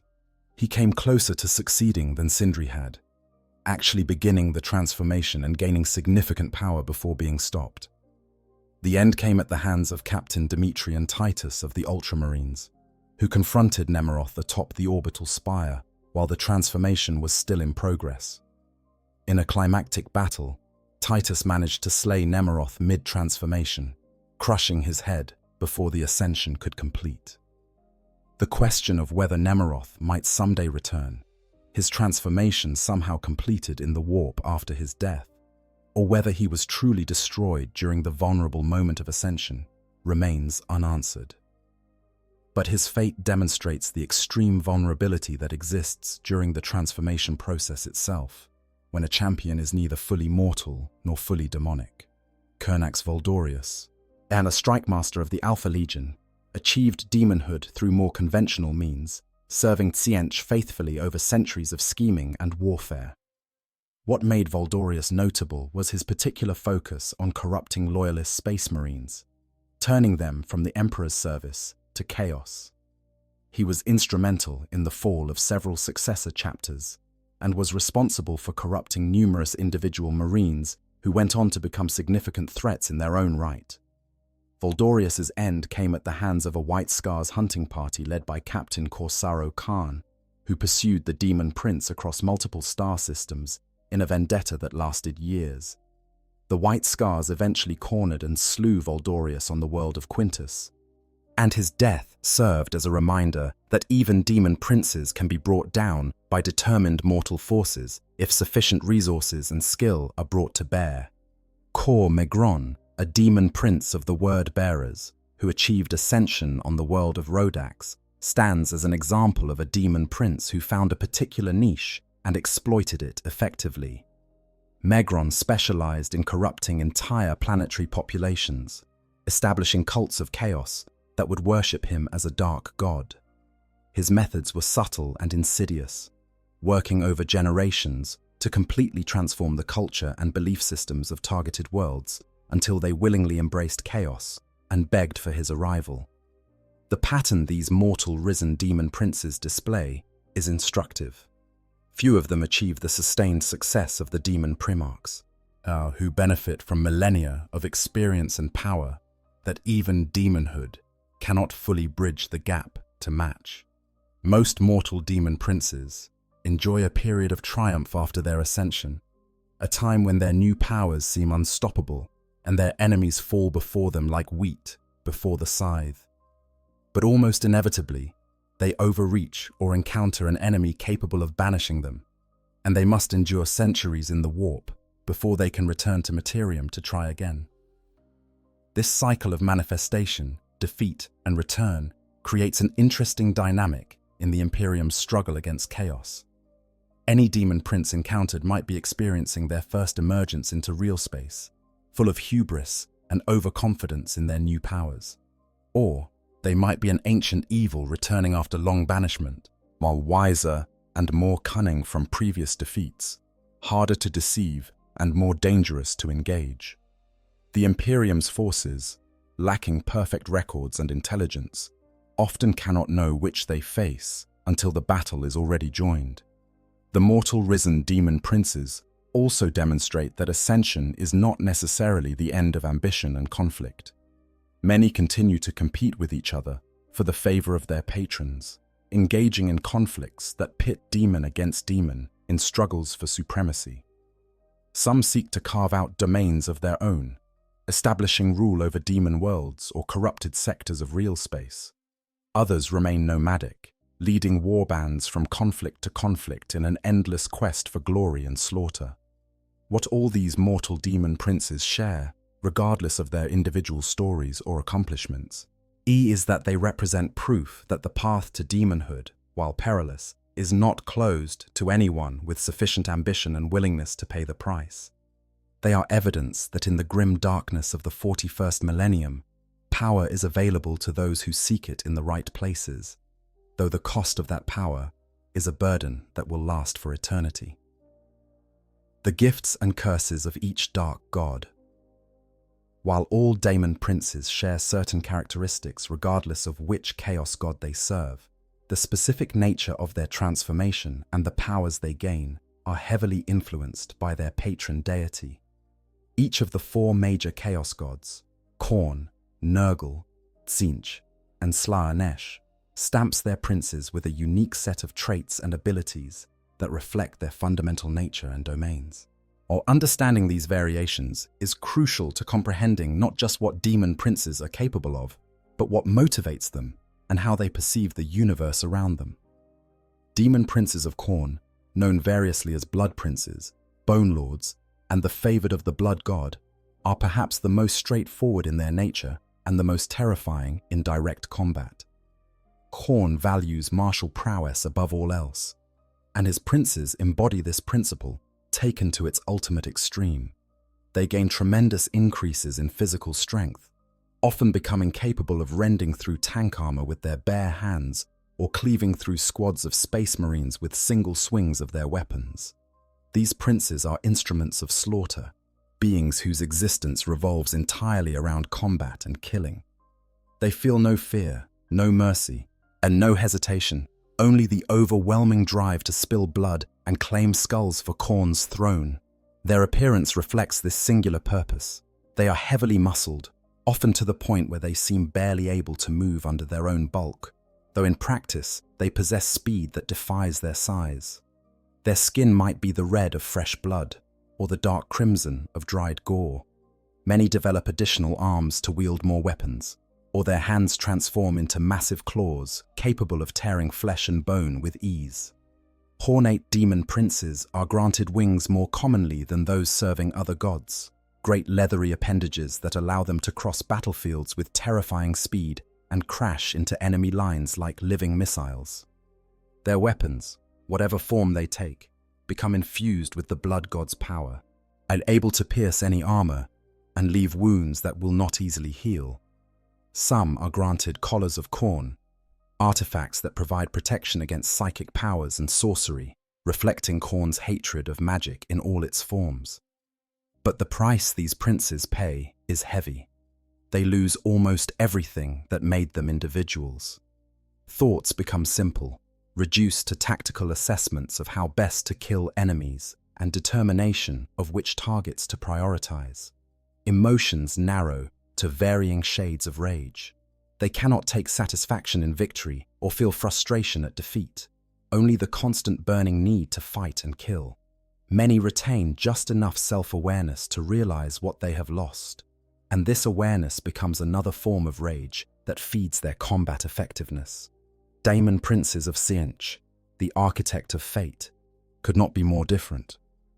Where Khorne's princes are blunt instruments of physical destruction, Tzeentch's are sorcerers of phenomenal power, manipulators of reality who wage war as much through magic as through direct violence. They are known as Dark Princelings and Eternal Blasphemies, titles that reflect both their relative power and the twisting, ever-changing nature of their existence. These princes are blessed with psychic abilities that dwarf those of even the most powerful mortal psykers. They can peer into the future, though the visions they receive are filtered through Tzeentch's own perception and are as likely to mislead as to inform. They can reshape reality on a local scale, transmuting matter, manipulating time, or creating illusions so perfect that even other demons cannot distinguish them from truth.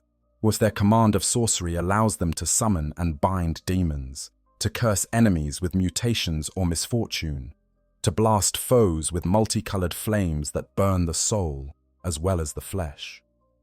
Physically, Tzeentchian demon princes are often the most variable in appearance, their forms constantly shifting in subtle or dramatic ways, as the changer of ways continues to reshape them according to inscrutable whims. They might have multiple heads, each one capable of casting different spells simultaneously. Their skin could display impossible colors that hurt to look at directly. Some grow arrays of eyes across their bodies, able to see in every direction at once and perceive wavelengths invisible to normal vision. The price they pay is paid in sanity and certainty. Tzeentchian demon princes often struggle with their own perception of reality, unable to fully distinguish between what is true and what might be true or could become true. Their schemes grow ever more baroque and complex, plans within plans within plans, until even they lose track of what their ultimate goal might have been. Many become so lost in the labyrinth of possibility that they grow ineffective, unable to commit to any course of action for fear that another might prove superior. Demon princes of Nurgle, the Plague Father, embody decay and despair transformed into something approaching contentment. They are among the most physically revolting of all demon princes, their bodies swollen with disease, their flesh rotting even as it regenerates, covered in boils and lesions that weep noxious fluids. They are known as the Blighted, the Rotted Ones, and Lords of Pestilence, titles that barely capture the magnitude of their corruption. But what makes Nurgle's princes unique is that they do not suffer from their condition.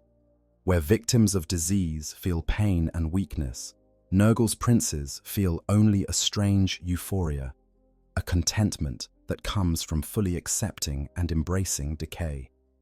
They have abandoned all hope of improvement or recovery, and in that abandonment, they have found a twisted form of peace. This makes them remarkably resilient psychologically, almost impossible to demoralize or discourage because they have already accepted the worst that can happen. Physically, Nurglesque princes are incredibly durable. Their diseased flesh is difficult to harm and regenerates with alarming speed, wounds closing almost as fast as they're inflicted. They are surrounded by clouds of plague flies and miasmas of disease that sicken anyone who comes near them, even other chaos worshippers. The diseases they carry are supernatural in nature, able to affect even space marines in their sealed armor and capable of corrupting metal and stone as easily as flesh. Their weapons drip with toxins that can kill with a single scratch, and their touch alone can spread plagues that will linger for centuries. Many develop additional growths, nurgling demons that nest in their flesh and swarm out to attack enemies or minor demon entities that have taken up residence in particularly large lesions. They are the only demon princes who are rarely granted the gift of flight, for their bloated, diseased forms are simply too heavy for wings to lift. Though some are carried by swarms of plague flies or drift through the air on clouds of miasma, The price they pay is the loss of all drive toward improvement or change. Nurgle's princes have given up, fundamentally and completely, and while this gives them peace, it also means they can never aspire to anything more than they already are. They spread disease not to accomplish goals, but simply because it is their nature. They fight wars not for victory, but because fighting is what they do. This lack of ambition makes them less dangerous in some ways than other demon princes, but also makes them utterly predictable and impossible to negotiate with. Demon princes of Slaanesh, the Dark Prince of Pleasure, are dedicated to sensation and excess in all its forms. They seek experiences at the furthest extremes, whether pleasure or pain, victory or defeat, beauty or horror. They are the hedonists, the excess-made flesh, beings who have pursued sensation to the point where normal experiences no longer register, requiring ever greater extremes just to feel anything at all. These princes are often the most beautiful of all demon princes, at least superficially, their forms shaped to be alluring and captivating. But this beauty is twisted and wrong, disturbing in its perfection, the kind of attractiveness that causes revulsion even as it draws the eye. They move with supernatural grace, every gesture calculated for maximum aesthetic and emotional impact. Their voices can seduce or demoralize with equal ease, and they excel at manipulation and psychological warfare. In combat, Slaaneshi princes are lightning fast, their movements too quick for normal eyes to track. They wield multiple weapons with perfect synchronization, every strike placed with surgical precision to cause maximum pain or maximize aesthetic effect. Many develop additional limbs or sensory organs, the better to experience combat from multiple perspectives simultaneously. They are often granted wings, for flight provides sensations unavailable to ground-bound combatants. But the price they pay is perhaps the heaviest of all. Slaanesh's princes can never be satisfied.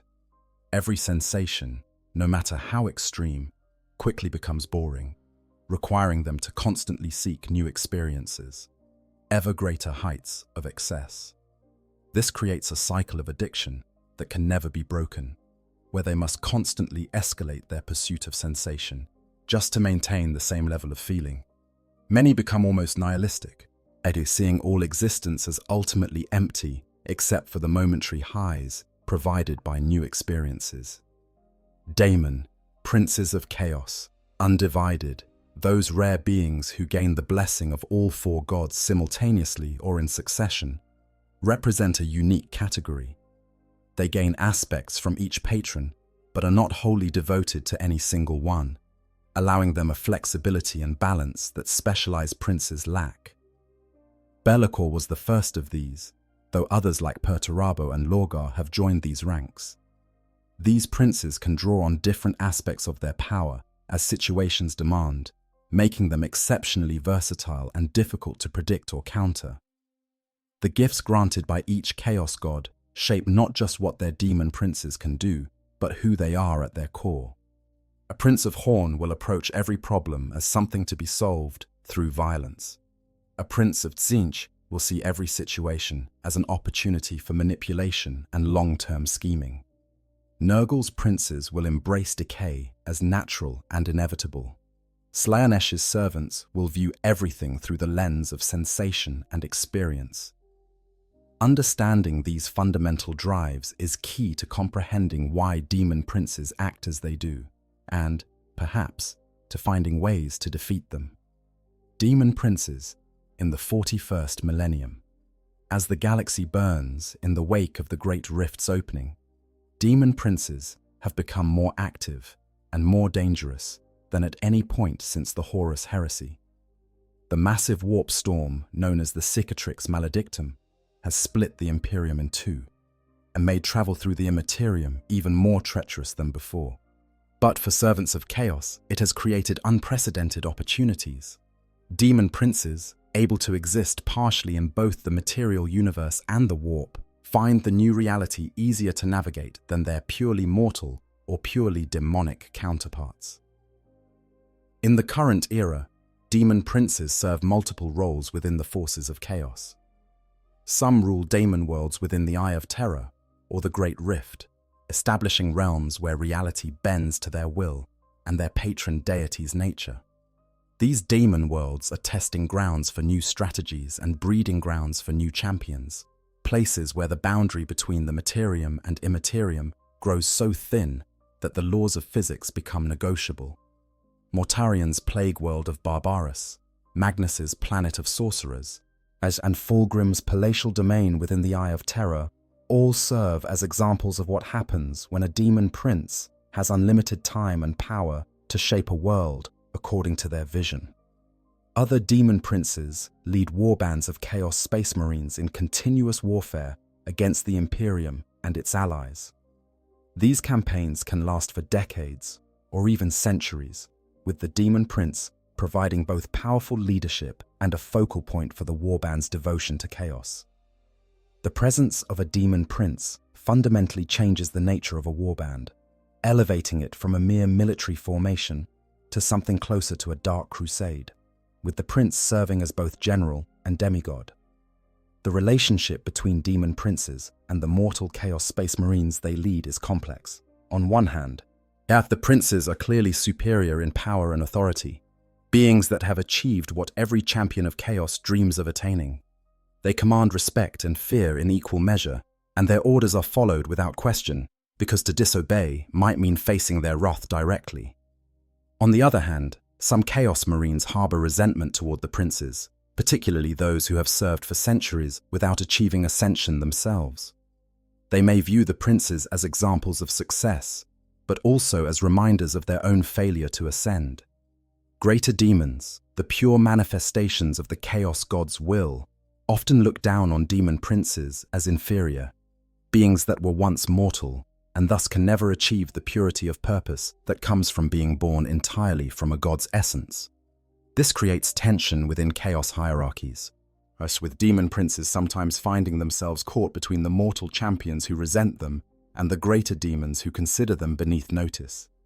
Navigating these relationships requires as much skill in politics as in warfare, and many princes excel at playing different factions against each other to maintain their own power.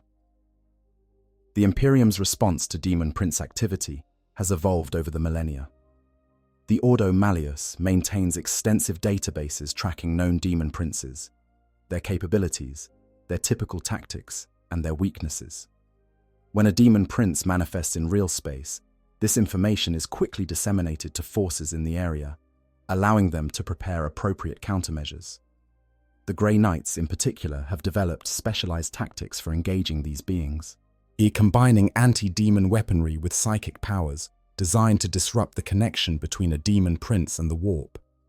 But defeating a demon prince is only ever temporary.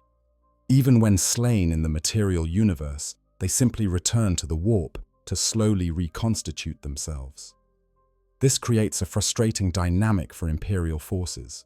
They might win tactical victories against these beings, but can never achieve strategic victory through conventional means. The only true solution is to prevent the prince's return through powerful warding rituals, or to trap their essence in specially prepared containment devices, actions that require resources and expertise rarely available on active battlefields. Recent events have brought several demon primarchs out of long periods of isolation or reduced activity.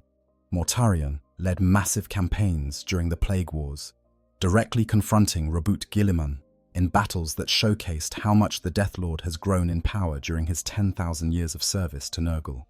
Magnus the Red has increased his raids from the planet of sorcerers, his 1,000 sons striking at targets throughout the galaxy in pursuit of artifacts and knowledge that serve his inscrutable purposes. Fulgrim's recent emergence from the Eye of Terror has been particularly concerning to Imperial strategists. For millennia, the Phoenician was content to remain in his demon world, pursuing ever more extreme sensations in isolation, while his return to active campaigning suggests either that he has exhausted the possibilities available within his domain, or that he has become involved in schemes that require direct intervention in real space.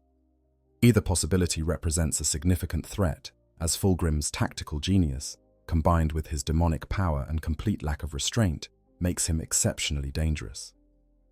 The opening of the Great Rift has also created situations where multiple demon princes, or even multiple Daemon Primarchs, might operate in the same region simultaneously.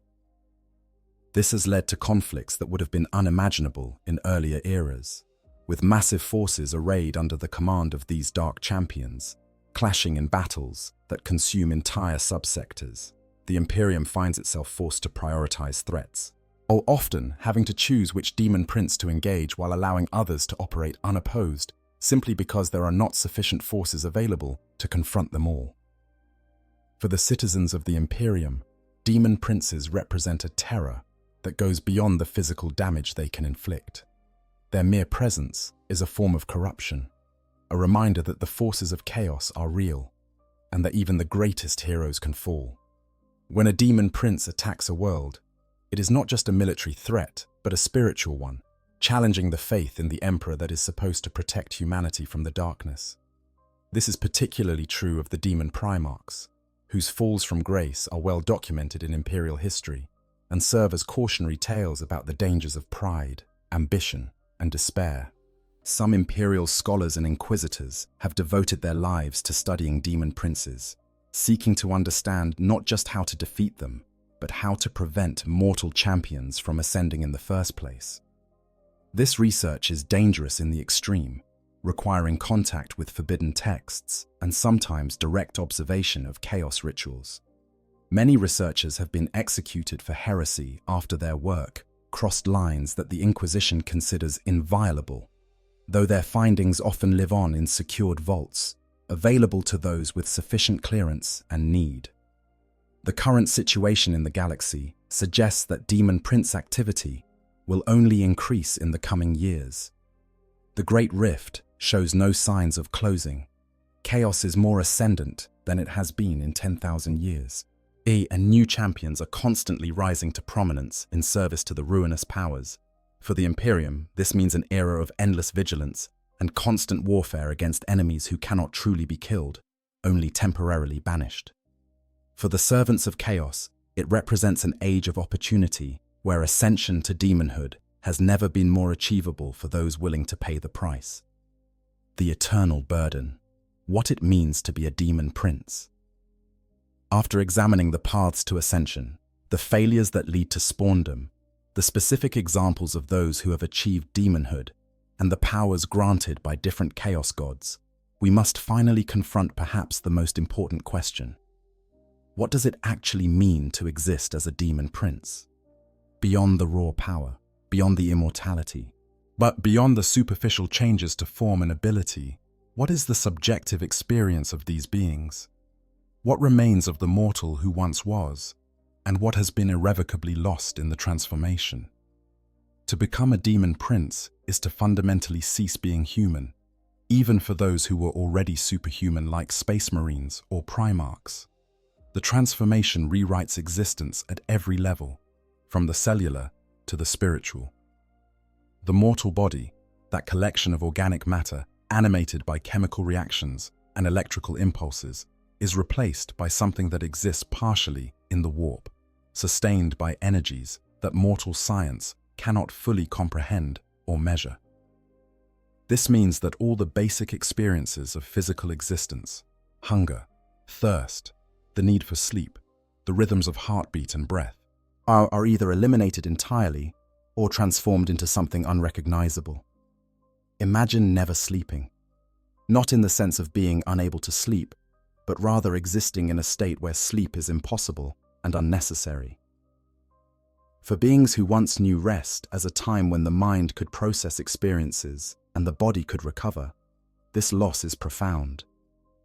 Demon princes are always conscious, always aware, trapped in eternal wakefulness, with no respite from their own thoughts and experiences. Some adapt to this by filling their existence with constant activity, endless warfare or ritual, or scheming to avoid having to confront the void where sleep once was. Others develop something like meditation, states of reduced awareness that provide pale shadows of what rest once offered. The sensory experience of existence changes dramatically as well. Demon princes perceive reality differently than mortals do. able to see the currents of the warp overlaid on the material universe, to feel the emotions of nearby beings as physical sensations, to sense the presence of other demonic entities across impossible distances. This expanded perception comes with its own challenges, for it can be overwhelming, a constant flood of information that never stops and cannot be fully filtered. Some princes, particularly those of Tzeentch, become lost in this ocean of perception, so consumed by what they can see and sense that they struggle to focus on present reality. The emotional changes might be the most profound of all. Every account from those who have encountered demon princes or studied them extensively notes that these beings no longer experience emotions the way mortals do. The complexity of human feeling, the way multiple emotions can coexist and contradict each other, the subtle gradations between different but related feelings, all of this is lost. What remains are simplified, intensified versions of specific emotions that align with their patron deity's nature. A demon prince of Khorne doesn't experience a range of angry feelings, from mild annoyance to burning rage, with all the nuances in between. Instead, they exist in a state of constant fury that varies only in how it's expressed and directed. Love, friendship, contentment, curiosity, amusement, all the emotions that don't serve the blood god's purposes are simply gone, excised as thoroughly as if they'd never existed. This creates beings that are emotionally one-dimensional despite their tremendous power, are capable of only a narrow band of feeling no matter how complex their tactics or strategies might be. Memory, too, is affected by the transformation. Many demon princes report that their mortal memories become increasingly distant and distorted, as if those experiences happen to someone else rather than to them. The continuity of self, the sense that you are the same person you were years or decades ago, becomes fragile and uncertain. Some princes cling desperately to their mortal identities, using names and titles from their previous lives as anchors to who they once were. Others abandon their past entirely, adopting new names and personas that better reflect what they have become. The question of free will haunts demon princes more than perhaps any other aspect of their existence. Yet they are supposed to be among the most powerful servants of chaos, granted tremendous abilities and authority. Yet they are also bound to their patron deities in ways that fundamentally constrain their choices. Every demon prince must wonder, when I make a decision, is it truly my own, or am I simply acting out a role my God has designed for me? Am I pursuing my own goals, or am I a puppet who has been convinced that the strings guiding me are actually my own desires? This question becomes particularly acute for demon princes who still retain significant portions of their mortal personality. Magnus the Red occasionally seems aware that he is not wholly free, that his actions serve Tzeentch's purposes whether he intends them to or not. Mortarian's bitterness stems in part from the knowledge that he has become exactly what he always fought against, a being of supernatural power who dominates others through abilities they cannot resist.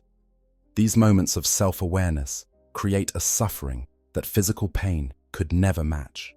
The agony of understanding that you have lost your freedom while being unable to reclaim it. The concept of death takes on new meaning for demon princes. They are immortal in the sense that they cannot die from aging, disease, or any natural cause. But they can be slain in combat, or through sufficient psychic or faith-based attacks. When this happens, they are not destroyed, but banished back to the warp, where they must spend typically around 1,000 years reforming before they can return to the material universe. Yes, this creates a strange relationship with mortality. They fear death less than mortals do, knowing it is temporary, but they also fear it more, because being banished means losing agency and opportunity for centuries. For some demon princes, particularly those who are forced into ascension like Angron, this banishment is almost welcome.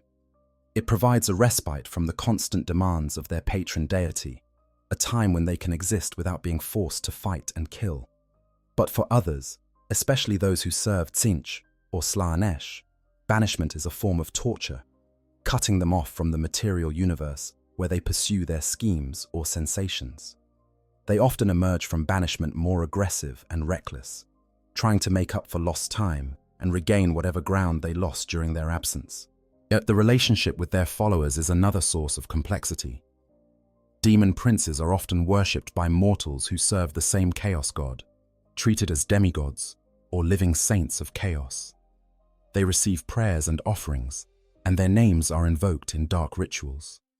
For some princes, this worship is validating, confirmation that they have achieved something truly great. For others, it is hollow, a reminder that they are themselves servants, worshipping greater powers, that the reverence directed at them is really meant for the gods they serve. Some Daemon princes maintain personal connections with mortals who served alongside them before their ascension. These relationships become increasingly strained over time, as the prince's transformation makes it harder and harder for them to relate to mortal concerns and limitations. As a champion who fought beside them as brothers might find themselves face to face with a being that still uses their friend's name, but has become so changed that nothing of the original person seems to remain. These encounters can be tragic for both parties. The mortal mourning the loss of their companion even as they stand before them, the prince struggling to maintain connection with a past they can barely remember or understand. Perhaps the cruelest aspect of existence as a demon prince is that it truly is eternal. Barring some catastrophic disruption to the warp itself or their patron deity's destruction, something that seems all but impossible, they will exist forever. They will fight the same wars, pursue the same goals, experience the same limited range of emotions for literally ever. Mortals who contemplate this sometimes think it sounds appealing, that unlimited time would allow for unlimited experiences and growth. But the reality is that eternity without change, without growth, without the possibility of genuine rest or escape, becomes a prison more terrible than any physical confinement. The tragedy of demon princes is that they achieved what they sought, power beyond mortal comprehension and immortality, only to discover that what they gained came at the cost of everything that might have made that achievement meaningful. They are powerful but enslaved. They are immortal but cannot grow or change. They are revered but cannot form genuine connections. They succeeded in every measure they set for themselves, and yet, in the most important ways, they have lost everything that mattered. This is the fundamental nature of chaos's greatest gift and greatest curse. To become a demon prince is to win a prize that destroys you in the claiming of it, to achieve ultimate power at the cost of your very self, to gain everything except the freedom to enjoy what you've gained. It is damnation wearing the mask of triumph, slavery disguised as ascension, an eternity of service dressed up as immortal glory. And perhaps worst of all, most demon princes cannot even fully recognize what they have lost, because the transformation that gave them power also took away the capacity to understand what they sacrificed to obtain it. Conclusion. The saga of the demon princes stands as perhaps the darkest chapter in the grim annals of the 41st millennium. These beings, or whether they were once the emperor's own sons or merely exceptionally capable mortals, represent the full scope of chaos's corrupting influence. They show us that no one is beyond corruption, that the highest can fall as easily as the lowest, and that the promise of power and immortality will always find those desperate or ambitious enough to accept it regardless of the cost. From Bellacor's ancient betrayal to the tragic falls of the Primarchs, from the scheming ascensions of mortal sorcerers to the bitter servitude that awaits all who achieve demonhood, the story of demon princes is one of ambition and damnation intertwined. They are weapons in the great game played by the chaos gods, pieces moved across the board of reality in conflicts that span millennia. Yet they are also individuals, beings who retain at least fragments of who they once were, who sometimes struggle against their nature even as they fulfill the roles assigned to them by their dark patrons. For the Imperium, they represent threats that cannot be ignored and enemies that cannot be permanently defeated. Every appearance of a demon prince demands tremendous resources to combat, and even victory provides only temporary relief. They will return, they always return, and each time they emerge from the warp, they do so with knowledge gained from previous defeats and determination to not make the same mistakes again. Yet there is perhaps a grim lesson in their existence. The very permanence of their damnation means that they serve as eternal warnings about the dangers of chaos. Every champion, considering the path to ascension, can look at the demon princes and see both the heights of power that might be achieved and the depths of servitude that comes with it. Some will be deterred by this knowledge, turning away from chaos before it's too late. Others will believe they can do better, that they can avoid the pitfalls that consumed those who came before. And so the cycle continues, generation after generation, new champions rising and falling, new demon princes ascending to join the ranks of the damned.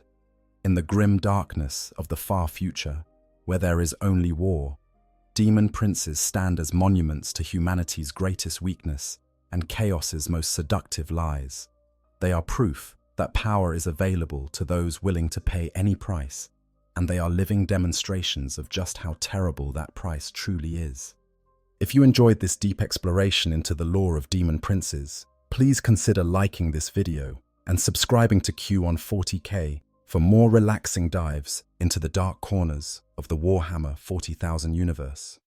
Thank you for listening, and may the Emperor protect you from the whispers that promise power without price.